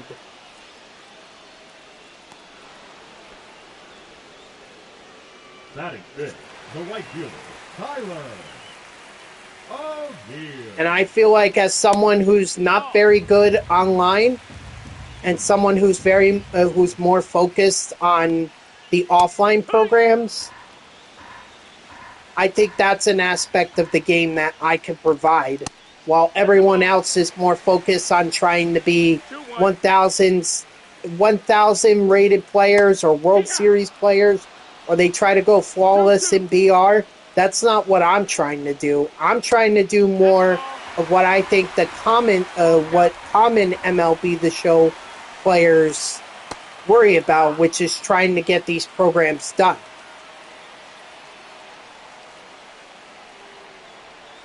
Welcome back, Coopin. So what was your takeaway from the press conference?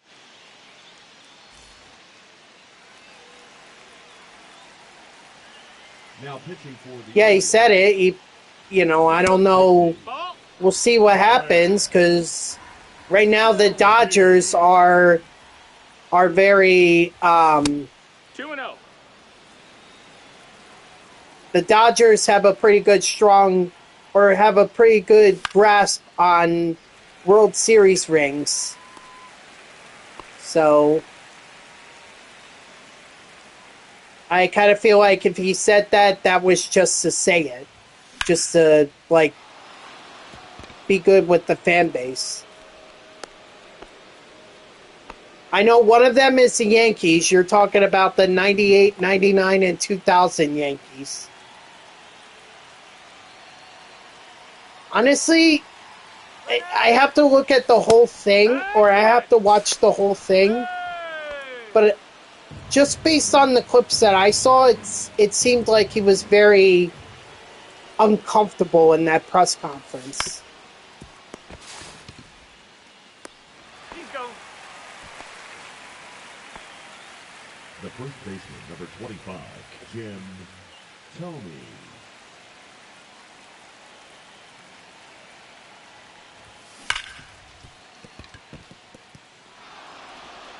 Okay. No. Hey. Well, let's see what he could do with Now batting, Juan Soto.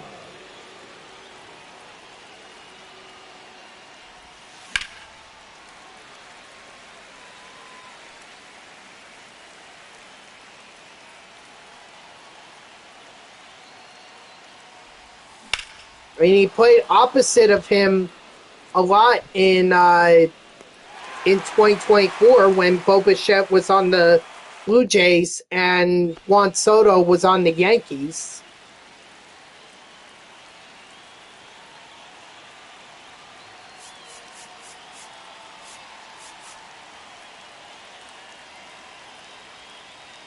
Because Lindor went off for the Mets when he went to the leadoff position in 2024.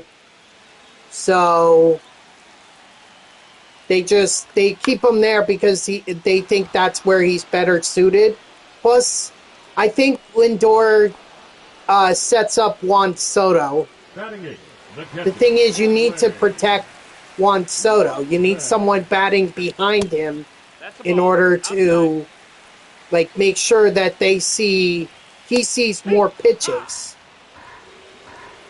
That's what protecting means. Usually, if you have one good batter, like with the Yankees, it's Aaron Judge. So the thought with the Yankees, maybe this was the other way around, but I think the belief with the Yankees acquiring Juan Soto was that he was going to protect Aaron Judge. Or maybe Aaron Judge was going to protect him.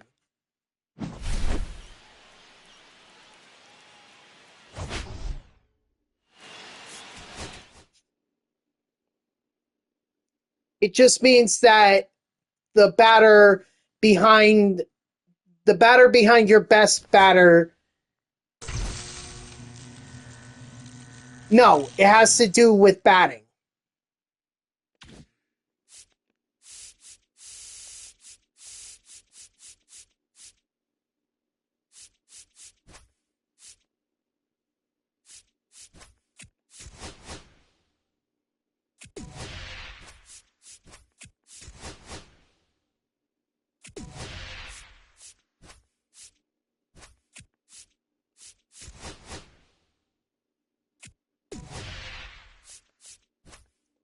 Well, at that point, they had to get him. There wasn't another choice. I mean, if they didn't get him...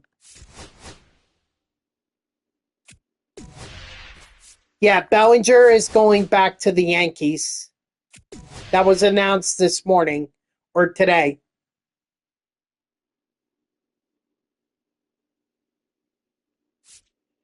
No, I think he wanted a long-term deal. He wanted seven years, but the most that he was being offered was 5 by the Yankees, and the Mets were only willing to do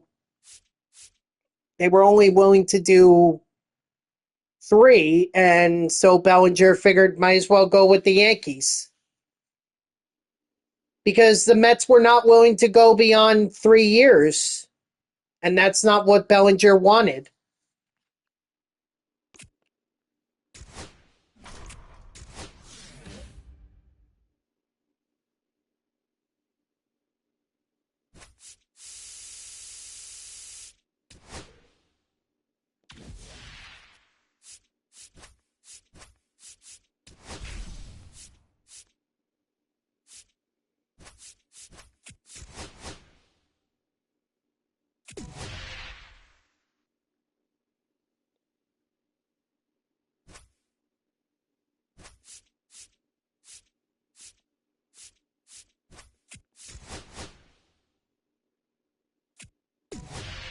Yeah, I know that's definitely not one of my favorites for sure.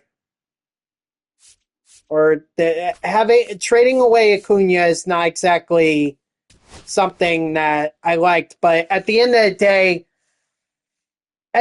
day, there was just nowhere for Acuna to play.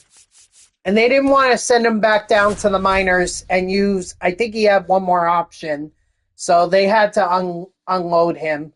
It's unfortunate because right now he's raking in the Venezuela League.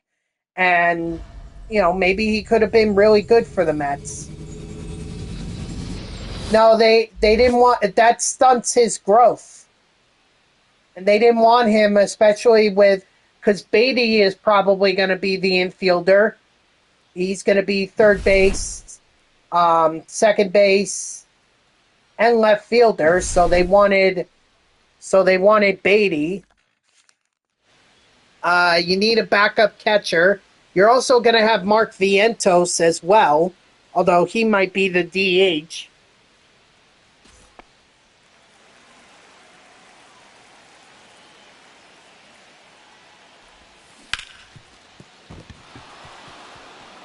So there was just nowhere for Acuna, and I hate that because it's like he was so highly touted, but the Mets just couldn't figure out where to put him. Runner, yes. Hey! He's safe.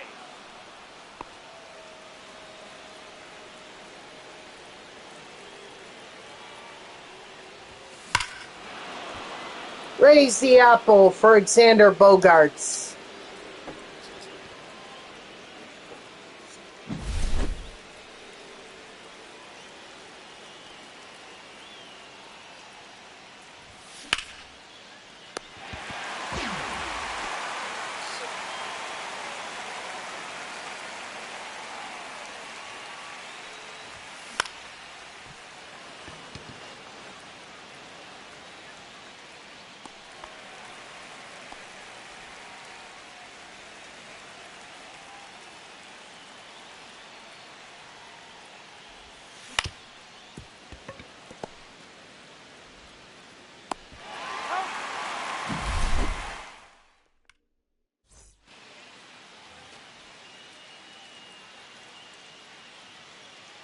I mean, you can only bring a guy off the bench so often.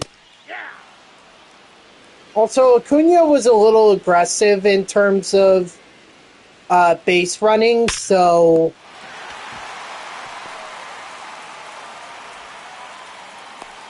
Oh, and you're going to have Tyrone Taylor on the bench as well, because he's going to be the fourth outfielder with with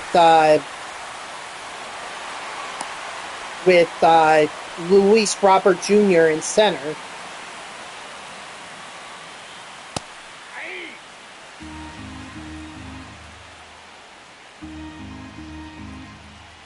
Wow.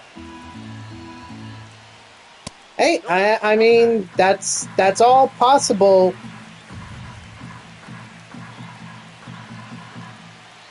Showtime. He's out. Oh. Fair. But we also have to factor in any injuries that may happen.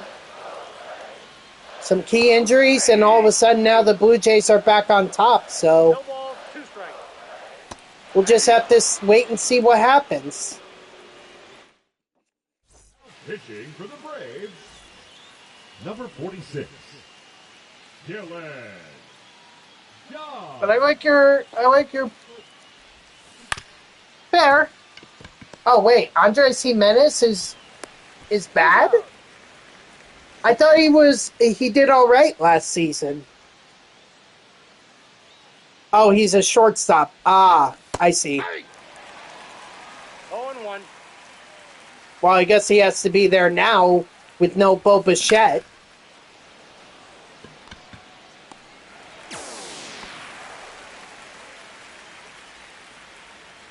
Yeah, they really should have gone after Bellinger. 1-0. I think they put all their chips into Kyle Tucker, and it didn't work out.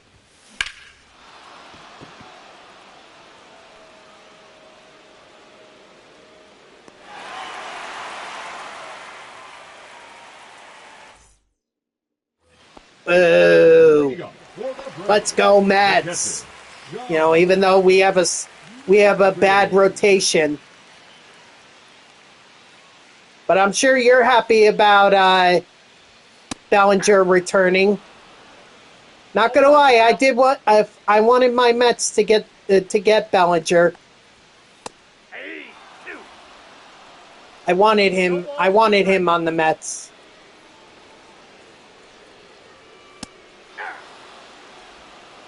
Clement, 1.8 WAR, Santander, fair enough. Didn't Clement have a pretty good 0-1. playoffs? I mean, maybe that can continue on into the regular season next year.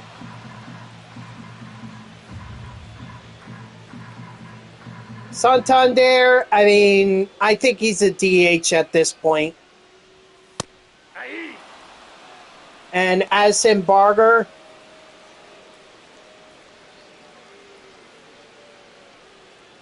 gotcha.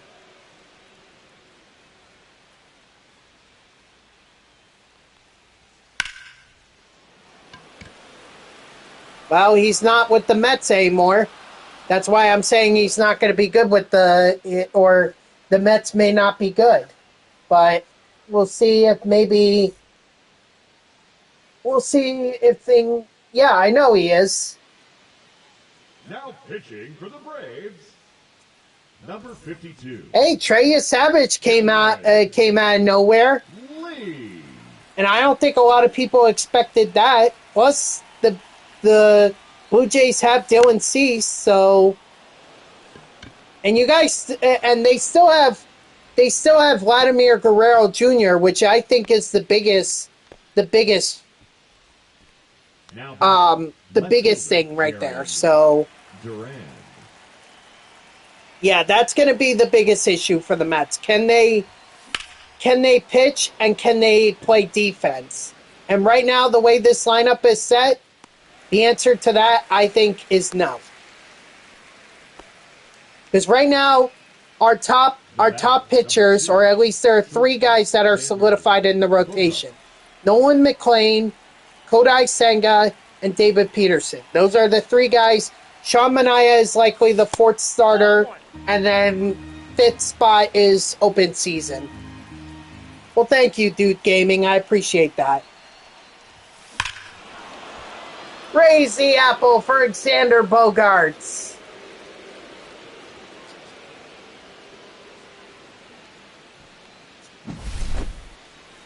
Dude, if the Mets had that, or if the Blue Jays had that, I think that they would be even better than they were last year. Dodgers, I think, are repeating. I think it's going to be a three-peat. They're such a strong team. Ball inside. I mean, they're beatable, but can anyone finish the job? Because the Blue Jays couldn't do that last year. Exactly. You never know. Injuries could happen. You know, bad stretch. I mean, who would have thought that the Dodgers would have ended up playing in the wild card round? Who thought that could ever happen? And yet, look at what happened. Now pitching for the Braves. Number 45. They did. The Dodgers, that's why I'm saying they're beatable. They can be beaten. But someone has to finish the job. Because the Blue Jays didn't do it last year.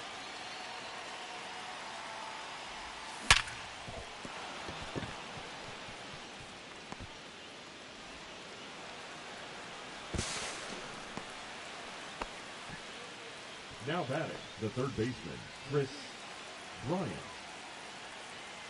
Yeah, but see, the Yankees just didn't have a shot.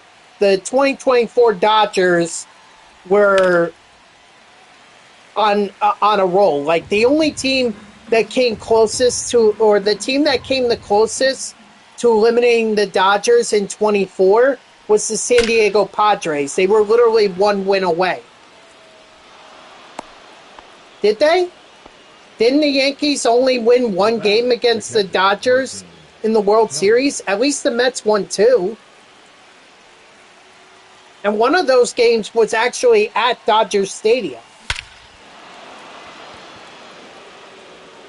Raise the apple for Carson Kelly.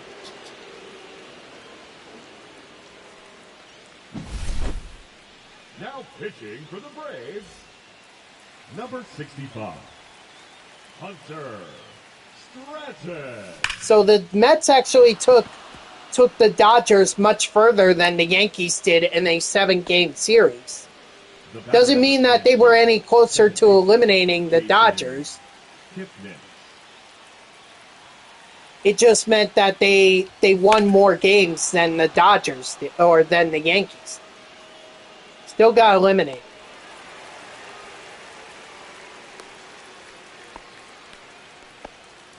See, I like Raise the Apple. I would have the commentary crew on with Gary Cohen's "It's out of here." But Matt Vasgersian, when that home run call was in MLB The Show in previous games, he didn't do it so well that I was just like, turn off the commentary. I don't want to hear that again. Duran.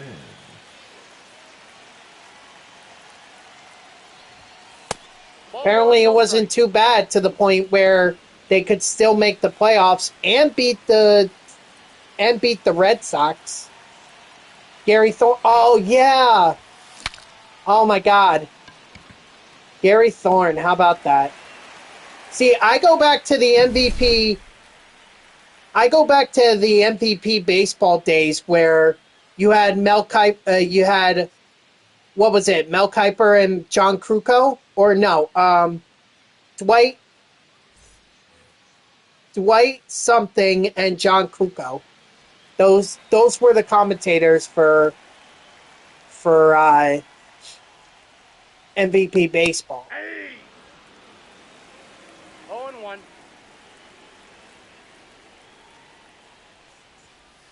Hey!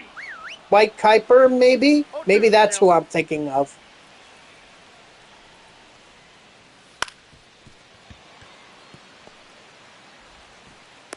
He's out.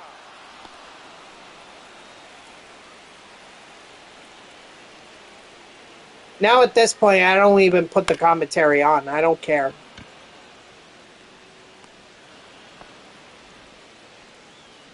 They certainly did.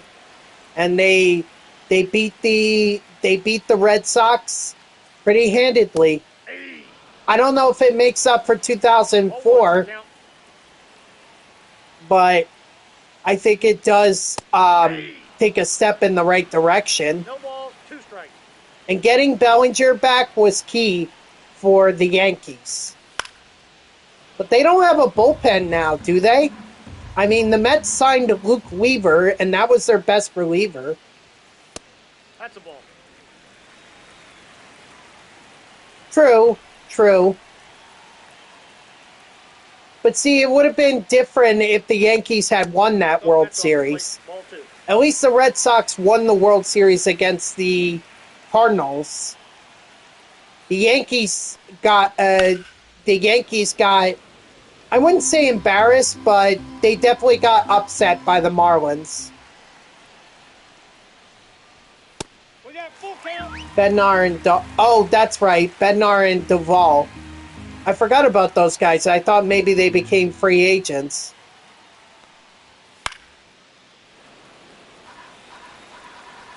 Right.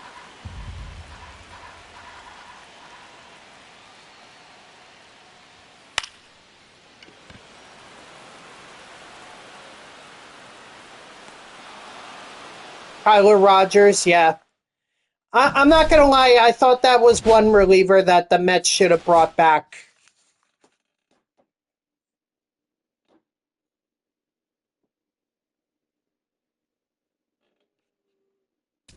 But I mean, for the Mets now, it's Luke Weaver is likely the eighth inning guy. Devin Williams is the ninth inning guy. I hope Max Kranick is going to be back because I think that's who I think that's who should be like the seventh inning guy. Predictions on Cover Athlete? I think it's Juan Soto. Just based on the colors that were chosen for 26 and for the website, it just feels like it's going towards Juan Soto.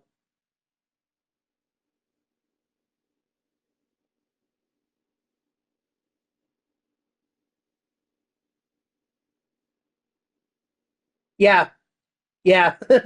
Quite hard to knock a or to blast a few home runs off of him. Very difficult.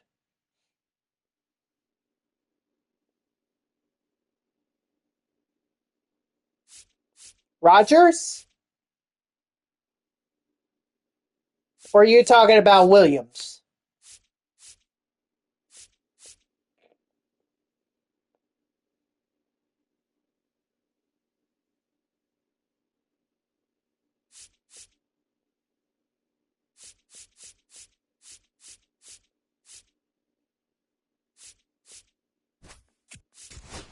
Yeah, he didn't have a good year last year, that's for sure.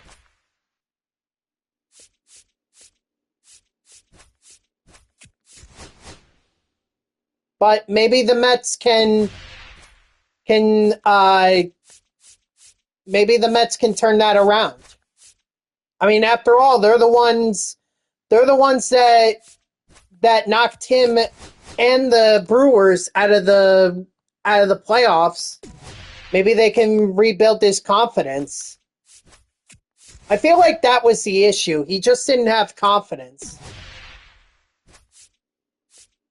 When the Mets rebuilt, I mean, they took Edwin Diaz. I mean, it took a few years, but Edwin Diaz, struggled for the first couple of years in New York, and then suddenly in 2021, he becomes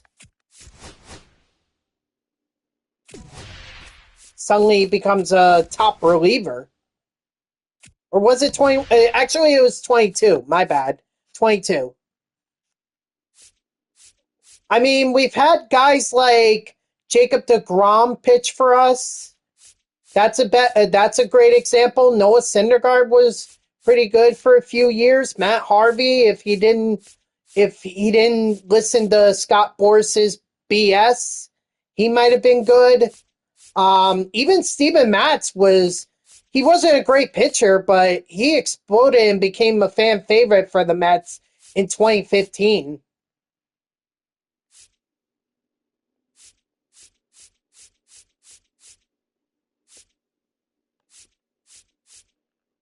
Diaz you're talking about? Yeah. Oh no, DeGrom? No, he came up through the Mets system. He was a minor. He got drafted by the Mets, and he came up through the system. Became one of the top pitchers for the Mets.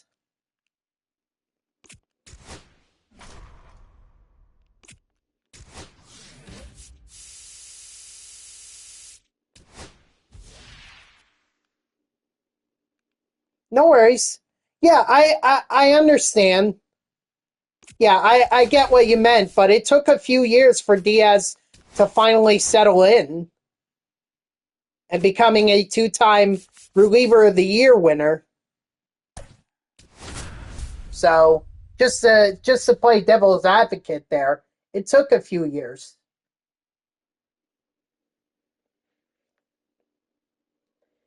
Besides, Nolan McLean was pretty good, and a lot of scouts are pretty high on Brandon Sproat and Jonah Tong if they can get their confidence back in the minor leagues. Like a lot of people think they could be solid pitchers for the Mets in the future.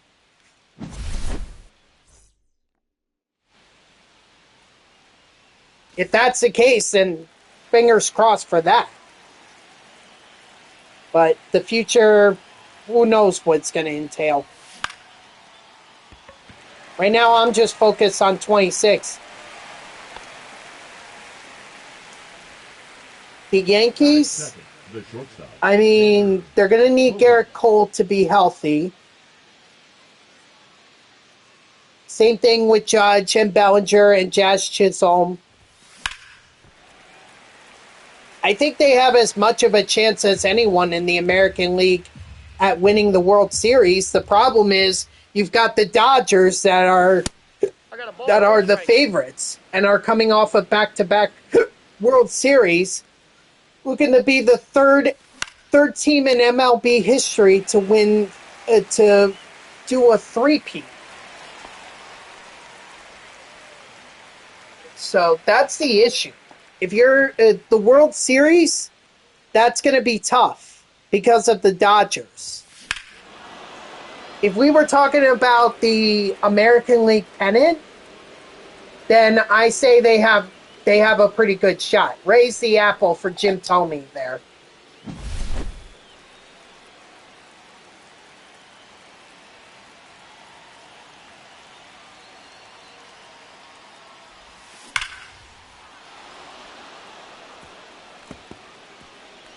But as far as the World Series goes, it's all about getting past the Dodgers. The third baseman, Chris. Can't get past the Dodgers, you're not winning the World Series, plain and simple.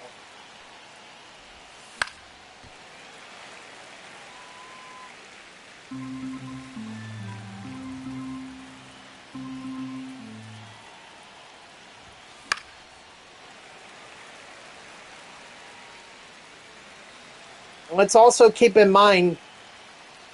I said that it's tough for me to say the Yankees have a good shot at the World Series because of the Dodgers. If you were talking about the American League pennant, I say they have as much of a shot as any other team in the American League.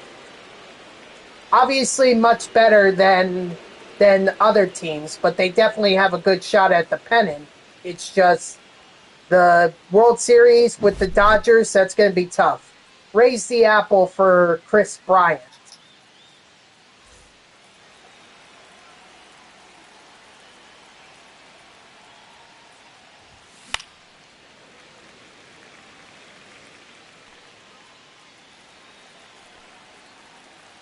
I mean, the thing that keeps them at least in contention is the fact that they brought back Cody Bellinger. Yes, and I think last year they showed some cracks. But still, they're the team to beat. And they only got better by adding Edwin Diaz and Kyle Tucker. Now, if they go out and they trade for Tarek Skubal, I think forget about it. Or I think you might as well forget about the rest of the season, because at that point, That's inside. Scooble on the freaking Dodgers, that's it. That's not even going to be fair. Okay, I think you can make that argument, Showtime. I just also think you could look at what the Blue Jays did last year, One ball, and, 2 strikes. you know, maybe they can, and maybe they can repeat. We'll have to wait and see. Getting Vladimir Guerrero Jr. long term was huge for the Blue Jays. So with that out of the way, they can focus. Exactly. It was a team effort.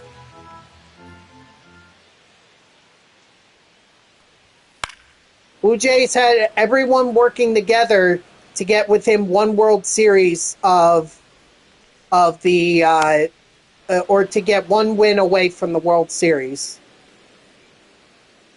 Oh, come on, Dude Gaming. We don't need to tell people to leave. We respect all walks of life here. All walks of life. All fans are welcome. Plus, I have a lot of viewers on the West Coast who are Dodgers fans, so...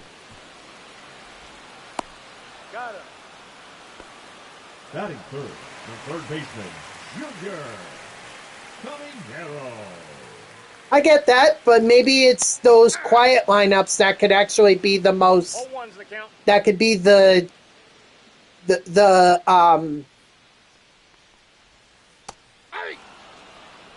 they could be the most surprising.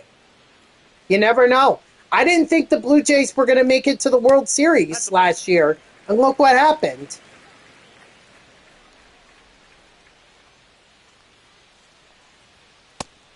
Oh, that's SB Champ. Oh, yeah, I know you're a Phillies fan.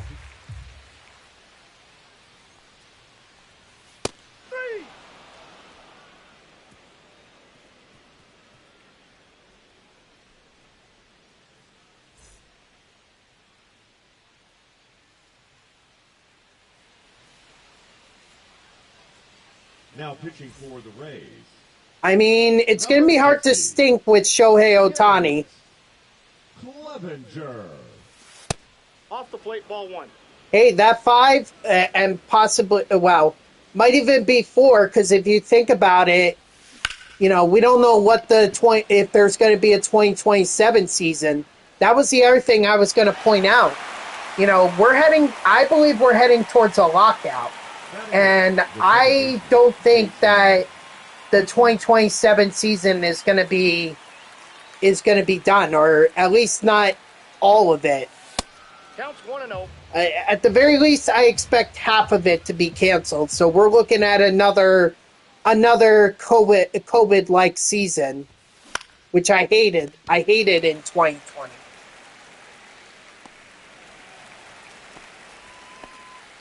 Batting 9, the center fielder. Dodgers will make their money now, and whatever they pay for in the future, that's what they pay for. Yeah. Very true, Hoopin. 0-1. Very true. We'll have to see what happens with the 2027 season.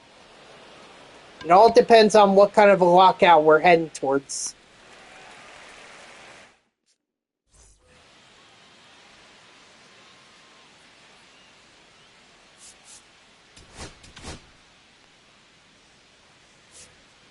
Now pitching, Adrian Morejon. Hey.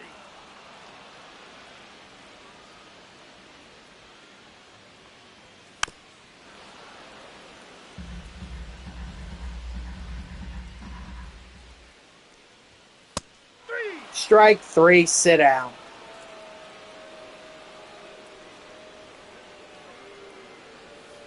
Hey. 0-1's the count. Hey. 0-2.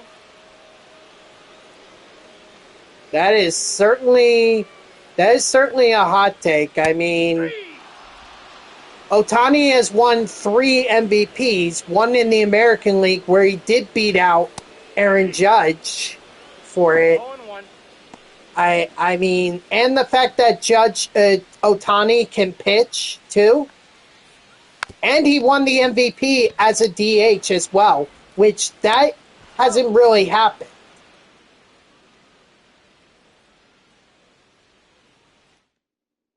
Now pitching for the Rays. Well, I mean, Number Judge 29. does have the AL record for most home runs in a single season. I don't know about better fielder because he's mostly played DH. 0-1's the count. Better pitcher for sure.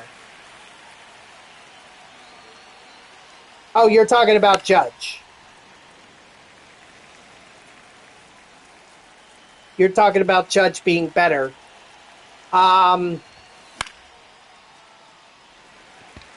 Well, Ohtani doesn't really field, but he is. But Ohtani does. Now batting. The shortstop. Maybe that can offset the fielding. So we can look at hitting then, because I feel like that's the only one where we can actually compare the two.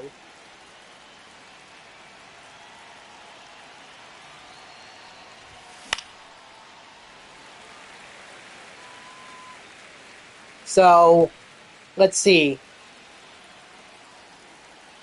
Ohtani had a 40-40 season.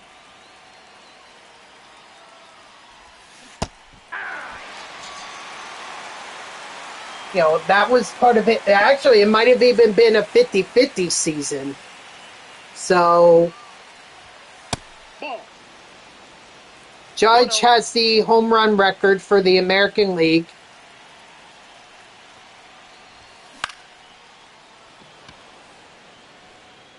Ohtani has one more MVP.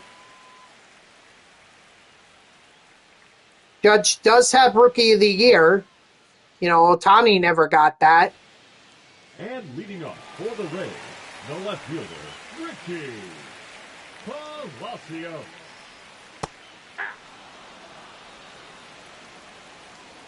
I mean, they've had very similar careers, for sure.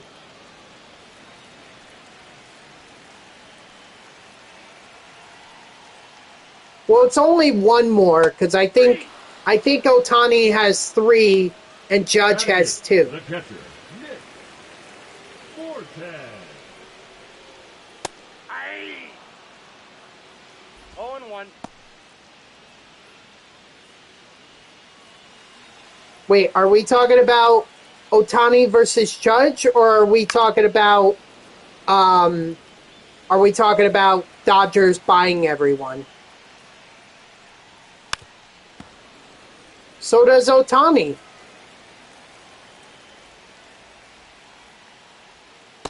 Ball. That's inside.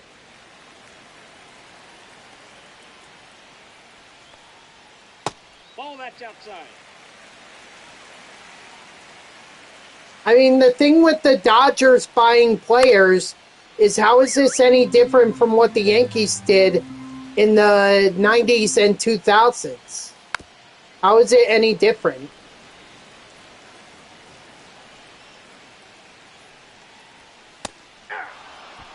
Strike 3, sit down. Other than the deferrals, but the Dodgers are taking advantage of that. But deferrals have always been part of the baseball game. Like, the Mets even have to keep paying Bobby Bonilla through deferrals. 2 strikes. That's a ball. 1 ball, 2 strikes to count. Well, any one of the owners could have stopped it in the last collective bargaining agreement.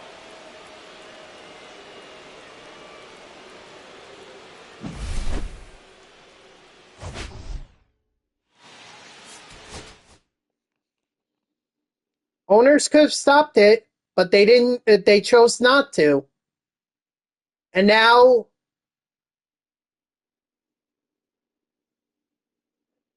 we have deferrals.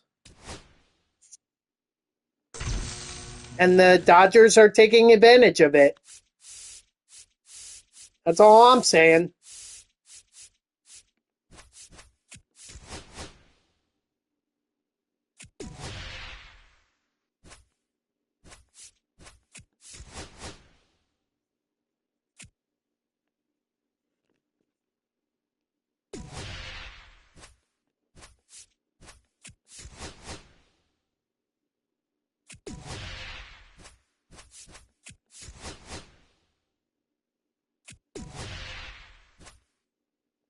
The glaze? What do you mean?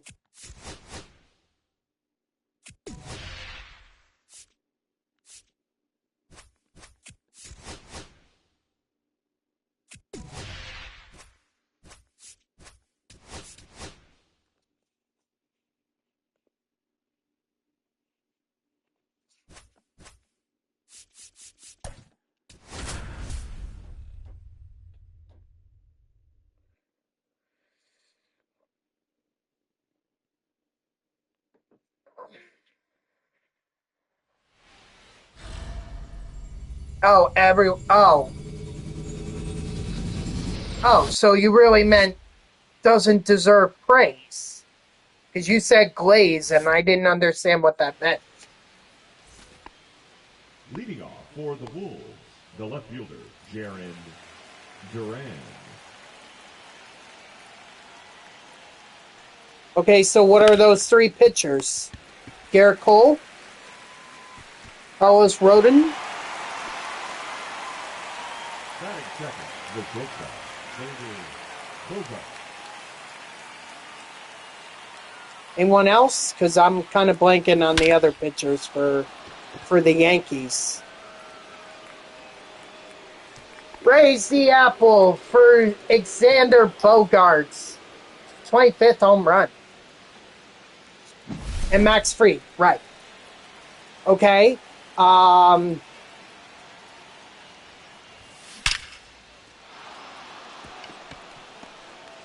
I mean, wasn't Cole hurt last year?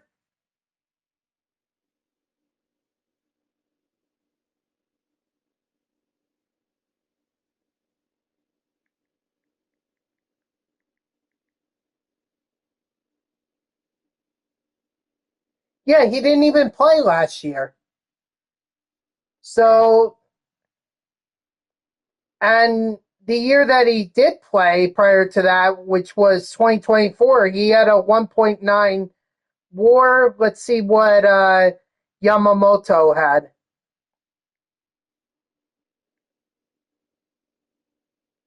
Because that was his first year.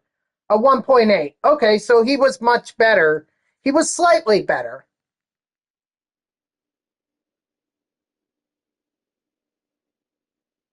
And then he had a 4.9 WAR last year and finished third in Cy Young voting.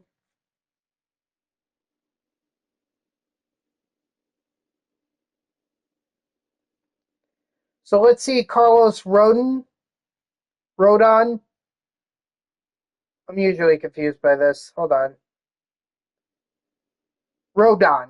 Yeah, it's Rodon. That's what I thought. Hey, he had a pretty good year last year. 4.6 WAR. Hey, he did a lot better than I thought he did, and finished sixth in Cy Young voting. Okay.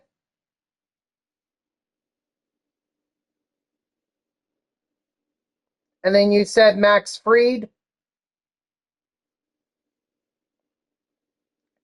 4.4 WAR. Okay, yeah, very good. Fourth in Cy Young, won a Gold Glove. Okay.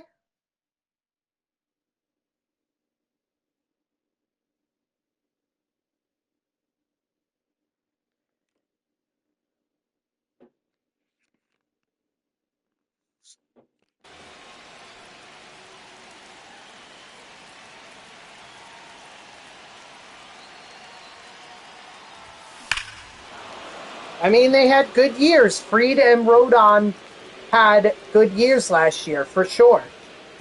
Raise the apple for Jose Bautista.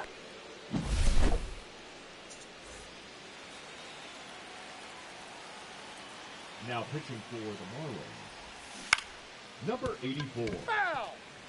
Blake Becker. Okay, you two hooping. 1 ball, 1 strike.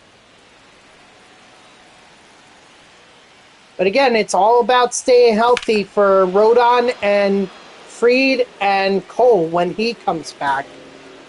Raise the apple for Chris Bryant.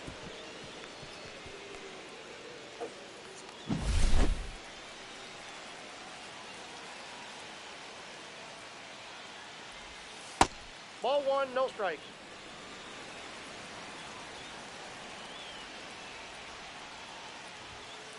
Too high. Ball. So 3 solid pitchers right there. Not to mention, who was there? Who was that guy?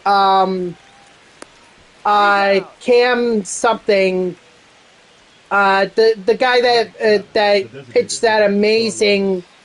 What was it? Game 3 against the Boston Red Sox. I forget his name. I have to look back at the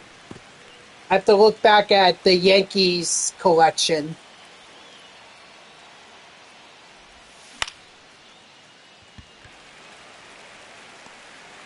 Oh, all right. Let's see. Yeah, Schlittler, Cam Schlittler. Thank you.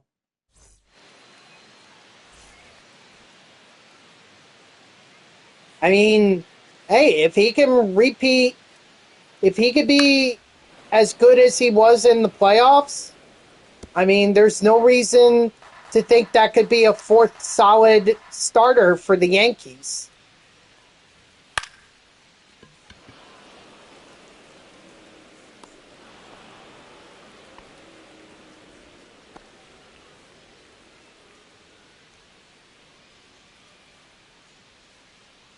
As long as he stays healthy, that's the big thing. Can they stay healthy? Aye! No balls, 2 strikes. That's a ball. If he stays healthy, he can absolutely be a solid starter for the Yankees.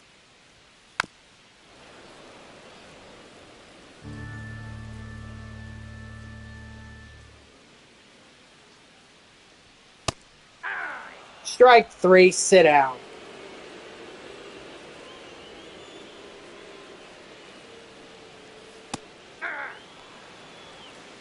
All 1's the count.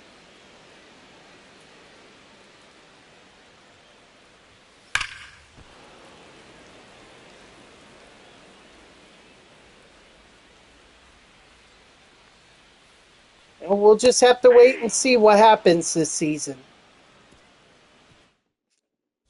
Pitching for the Marlins, number 58, Cade Gibson.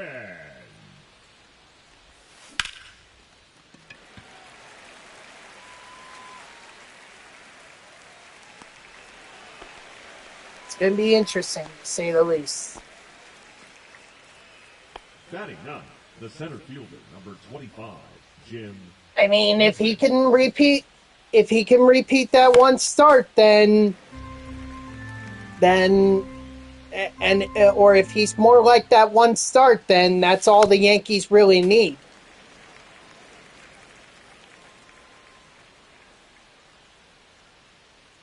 But I feel like playoffs just adds a different atmosphere as opposed to regular season. Like, to pitch well in the playoffs, you got to deal with a lot of pressure. Because you know that if you get behind, you could be sending your team towards their final loss of the season. So I think if you can perform under the pressure of playoffs, I think you have a pretty good shot at the regular season.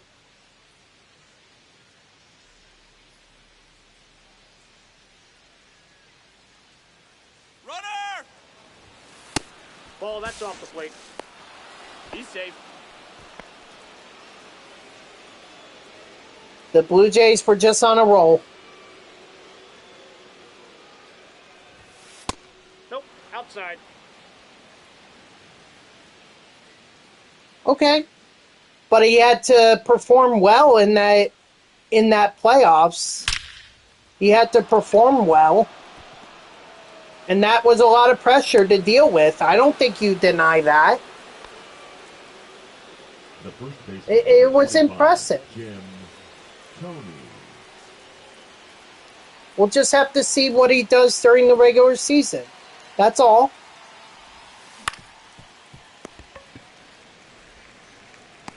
He's out. Same thing with Trey Savage. We'll have to see how he does during the regular season.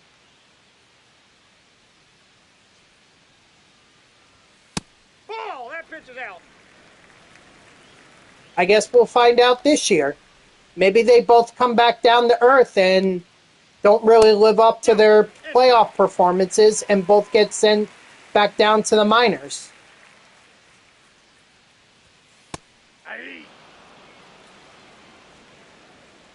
Most, okay, but not going to be better than Dylan Cease. Dylan Cease is clearly going to be their best pitcher. 2 balls, 2 strikes. Or wait, are you saying... You're saying Cam is better than most of the Blue Jays? Okay. I misunderstood. I thought you were saying that Trey was better than most of the Blue Jays pitchers. And I was trying to say, well, Dylan Cease is probably going to be the better pitcher. 2 strikes.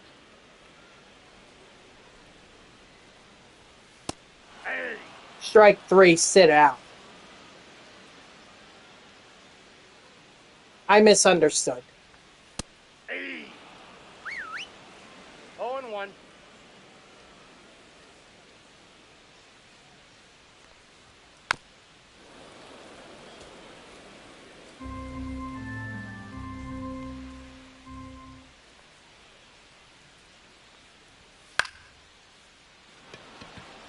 Okay, that makes no sense to me. Why would I be controlling the third baseman and he would be fielding a fly ball that's to the right or to the left of the pitcher's mound, Now pitching for the at least from the Marlins, pitcher's perspective, number when I 83, could have just had my second baseman or my first baseman Yocho.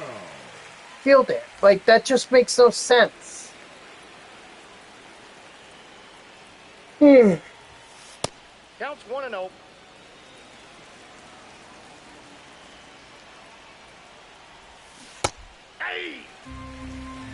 I got 1 ball, 1 strike.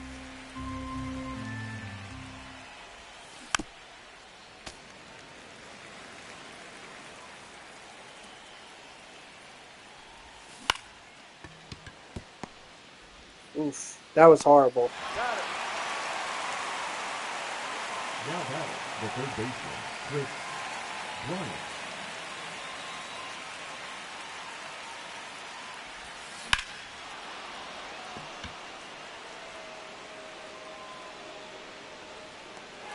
Damn.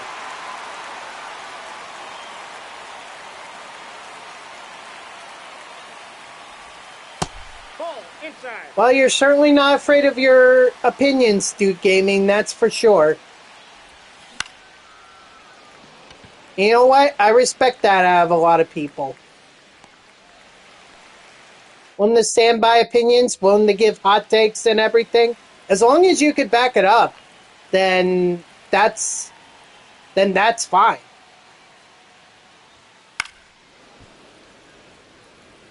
Alright, see ya, SB Champ.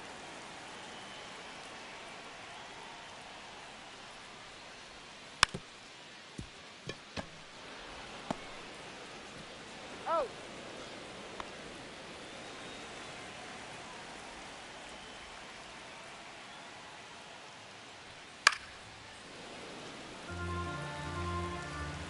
That's the great thing about baseball. It's such a long season.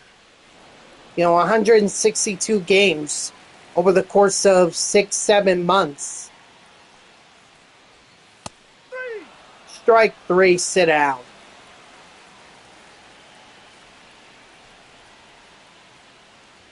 That's the beauty of it.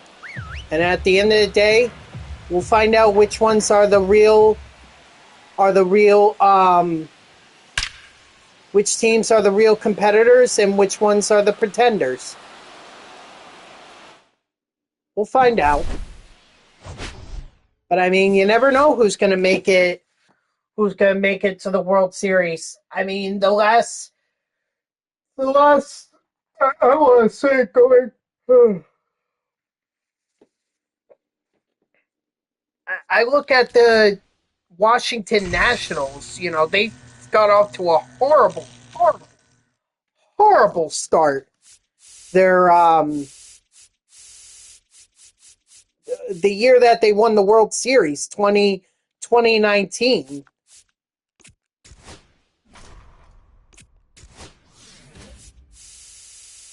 And yet, look at where they finished.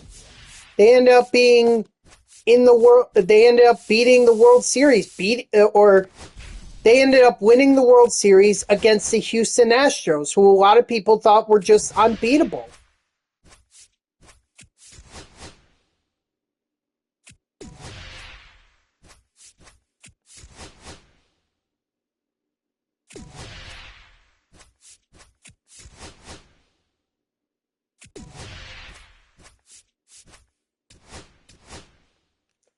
This game against the Nationals, speak of the devil, is probably going to be my last game of the night.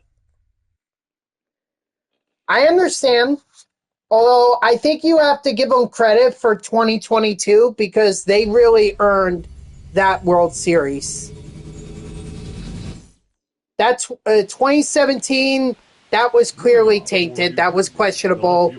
You know, you can't take it away from them, but you know, you can make the argument they didn't really win it. They basically cheated their way to it. 2019, I can understand why you would feel that way, Buzzer Altuve.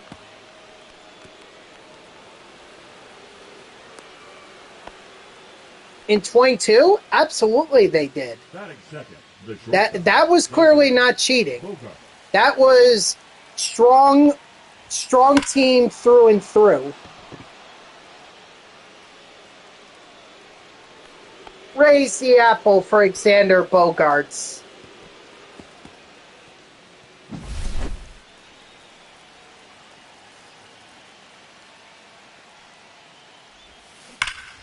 I mean, nothing has come out about it. So, if there was cheating, it's been 3 years now, and no one has said anything. Number 79. 2017 came out almost immediately, and 2019. In 2019, that was also almost immediate. But see, then you appreciate what the Nationals did then. Coming off of their terrible start and winning the World Series, beating the Houston Astros. Raise the apple for Jose Bautista.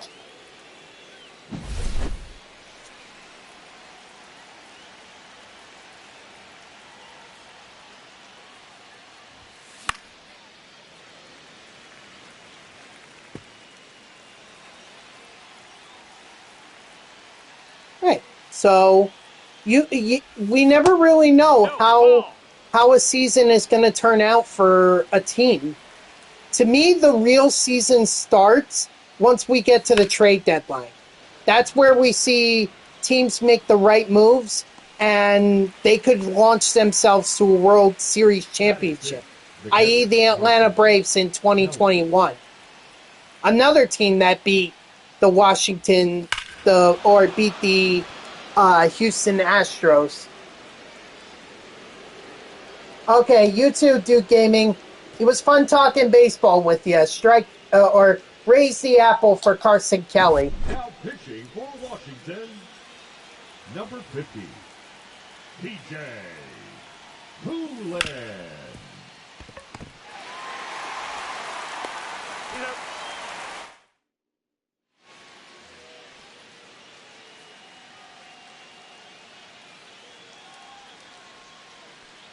I mean, the teams that I can say definitively probably or are the teams that I say are very unlikely to win the World Series this No year: balls. 2 strikes. the Colorado Rockies, the Pittsburgh Pirates, the Chicago Batting White seventh, the right Sox, fielder, Jacob Young. probably the Athletics. I just they Yeah. they were they were good to start off the year last year, but then they petered out. But obviously, they have guys like Nick Kurtz, Jacob 0-2. Wilson, and those guys. If they could just get some solid pitching, maybe the Athletics could be something, but Batting third, they don't the have left that fielder, right now. James Strike three, sit down. Wood. Ball.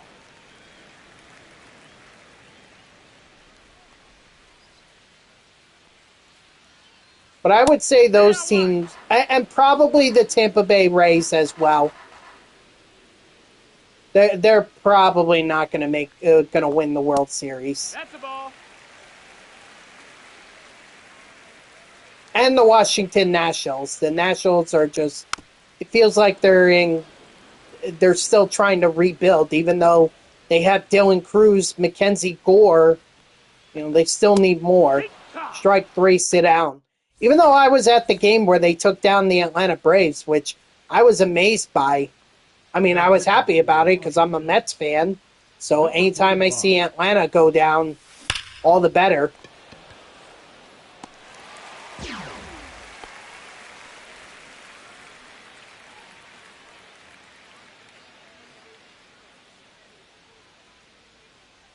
I mean, Miami too. Yeehaw.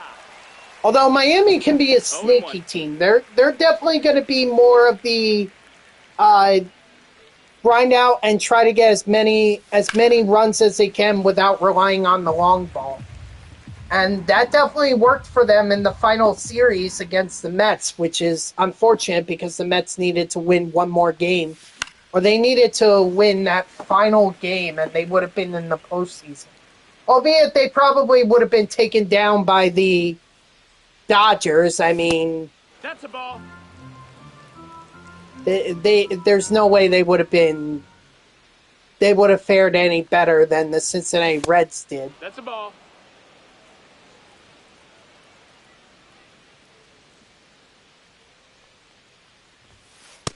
We got a full count.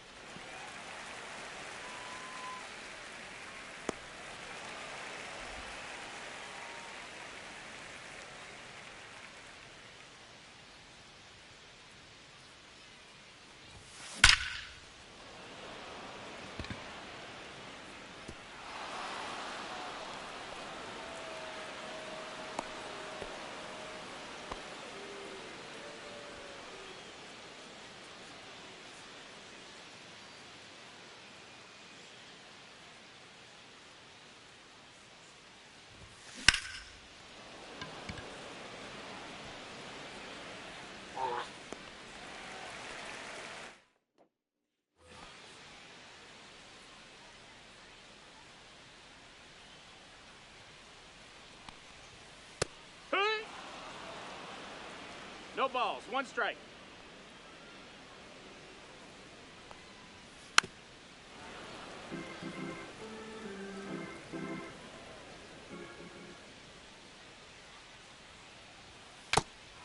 Strike three, sit down.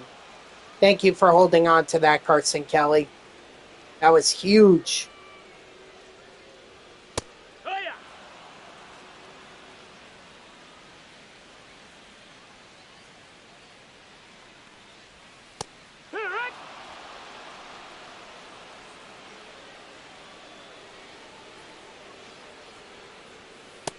Strike three, sit down.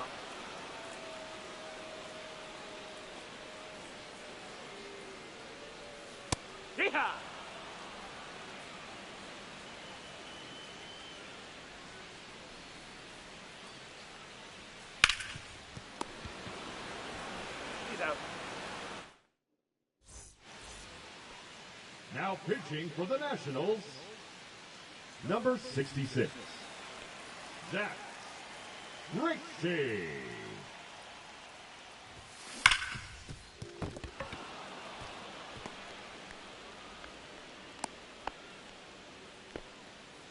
Now batting, right fielder Jose Bautista. Ugh.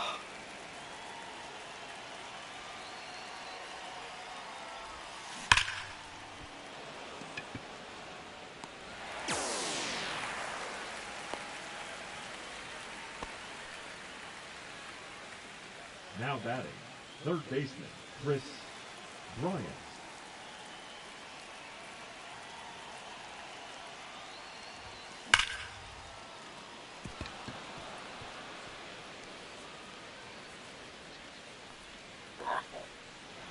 I could have gotten if I had been smarter about it, but I hesitated. I thought the second baseman was going to take it or nab it.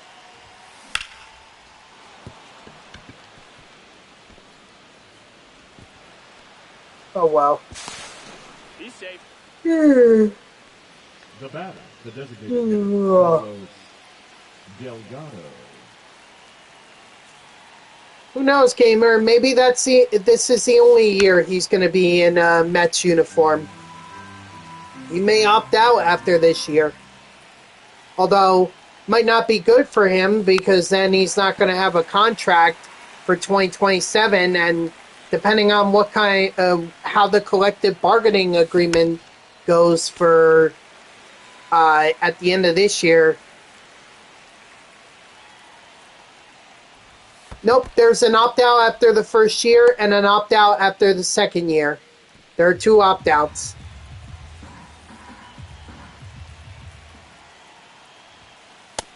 2-2.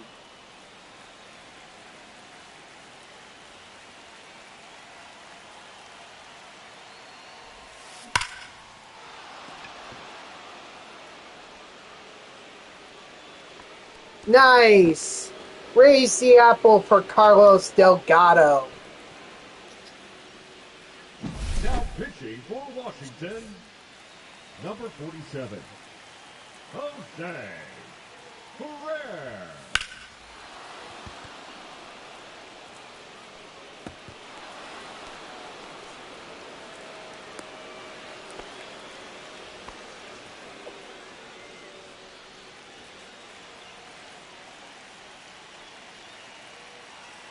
See, I think Bichette signing with the Mets was all about the money.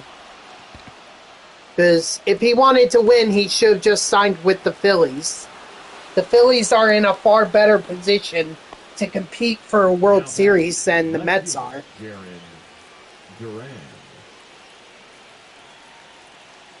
Well, Soto, you have to think about it at that time. Soto felt like that with Alonso behind him and Lindor ahead of him.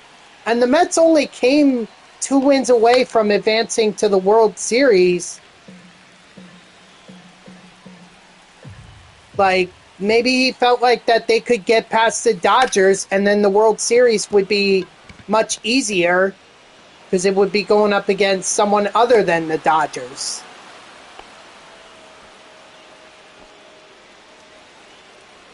After all, he had to play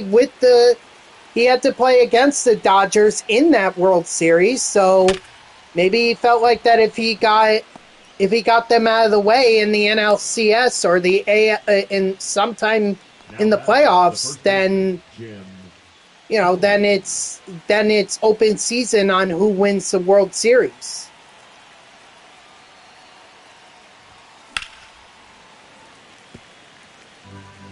Well, at the end of the day, Soto, the Yankees offered a longer-term deal, just $5 million less. That's a foul.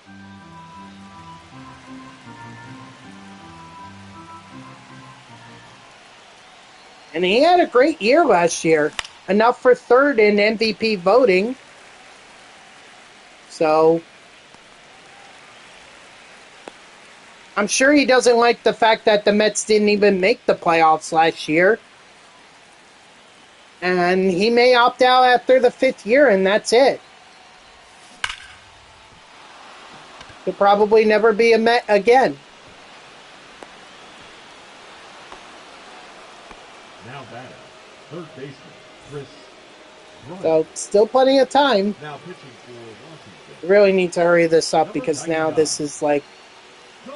I've got, Heck, I'm one. already pushing. 0-1.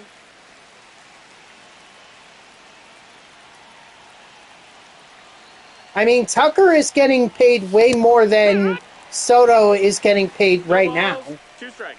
Soto's only earning $51 million.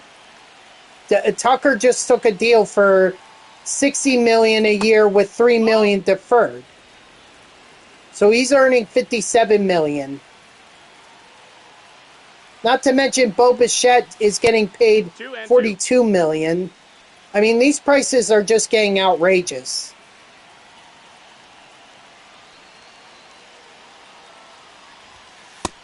Ball.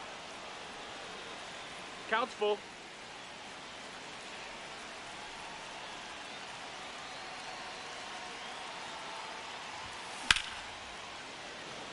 What are you talking about? The first year... Hold on. Whoa. First year, he only... 2025 was his first year in free agency. Or first time in free agency.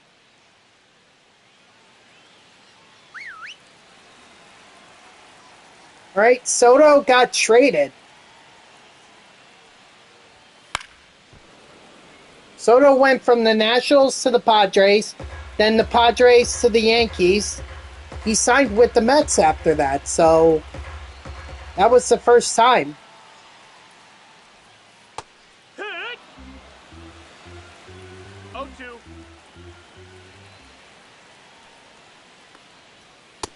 Nope, ball. And also, look at it this way. If Juan Soto doesn't sign, or if Juan Soto signs with the Yankees, if Juan Soto signs with the Yankees, Cody Bellinger doesn't go to the Yankees. He probably ends up with the Mets.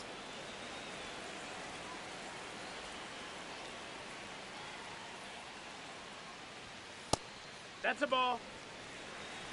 1 ball. What, 1 you don't strike. think I understand that now? $51 million a year, with it bumping up to $54 million if he decides to stay? Of course I knew this was all about the money, but that's why we have an owner in Steve Cohen who wants to go bid for players. Heck. He doesn't want to be patient. He doesn't want to penny pinch his way like the Wilpons did. He wants to spend. He understands that that's what it takes. What do you think the Dodgers are doing? And what the Yankees did in the 90s and 2000s? They bought. They bought and bought and bought.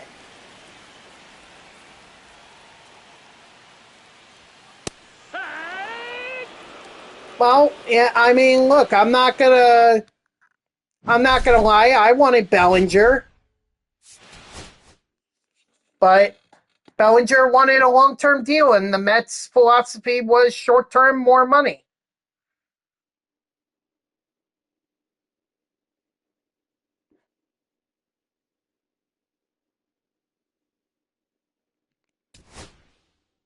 What are you talking about? The Yankees won 3 World Series at the end of the 90s. 3 World Series in a row. And not only that, in 2009, which was their last World Series, they went and signed AJ Burnett, CC Sabathia, Mark Teixeira.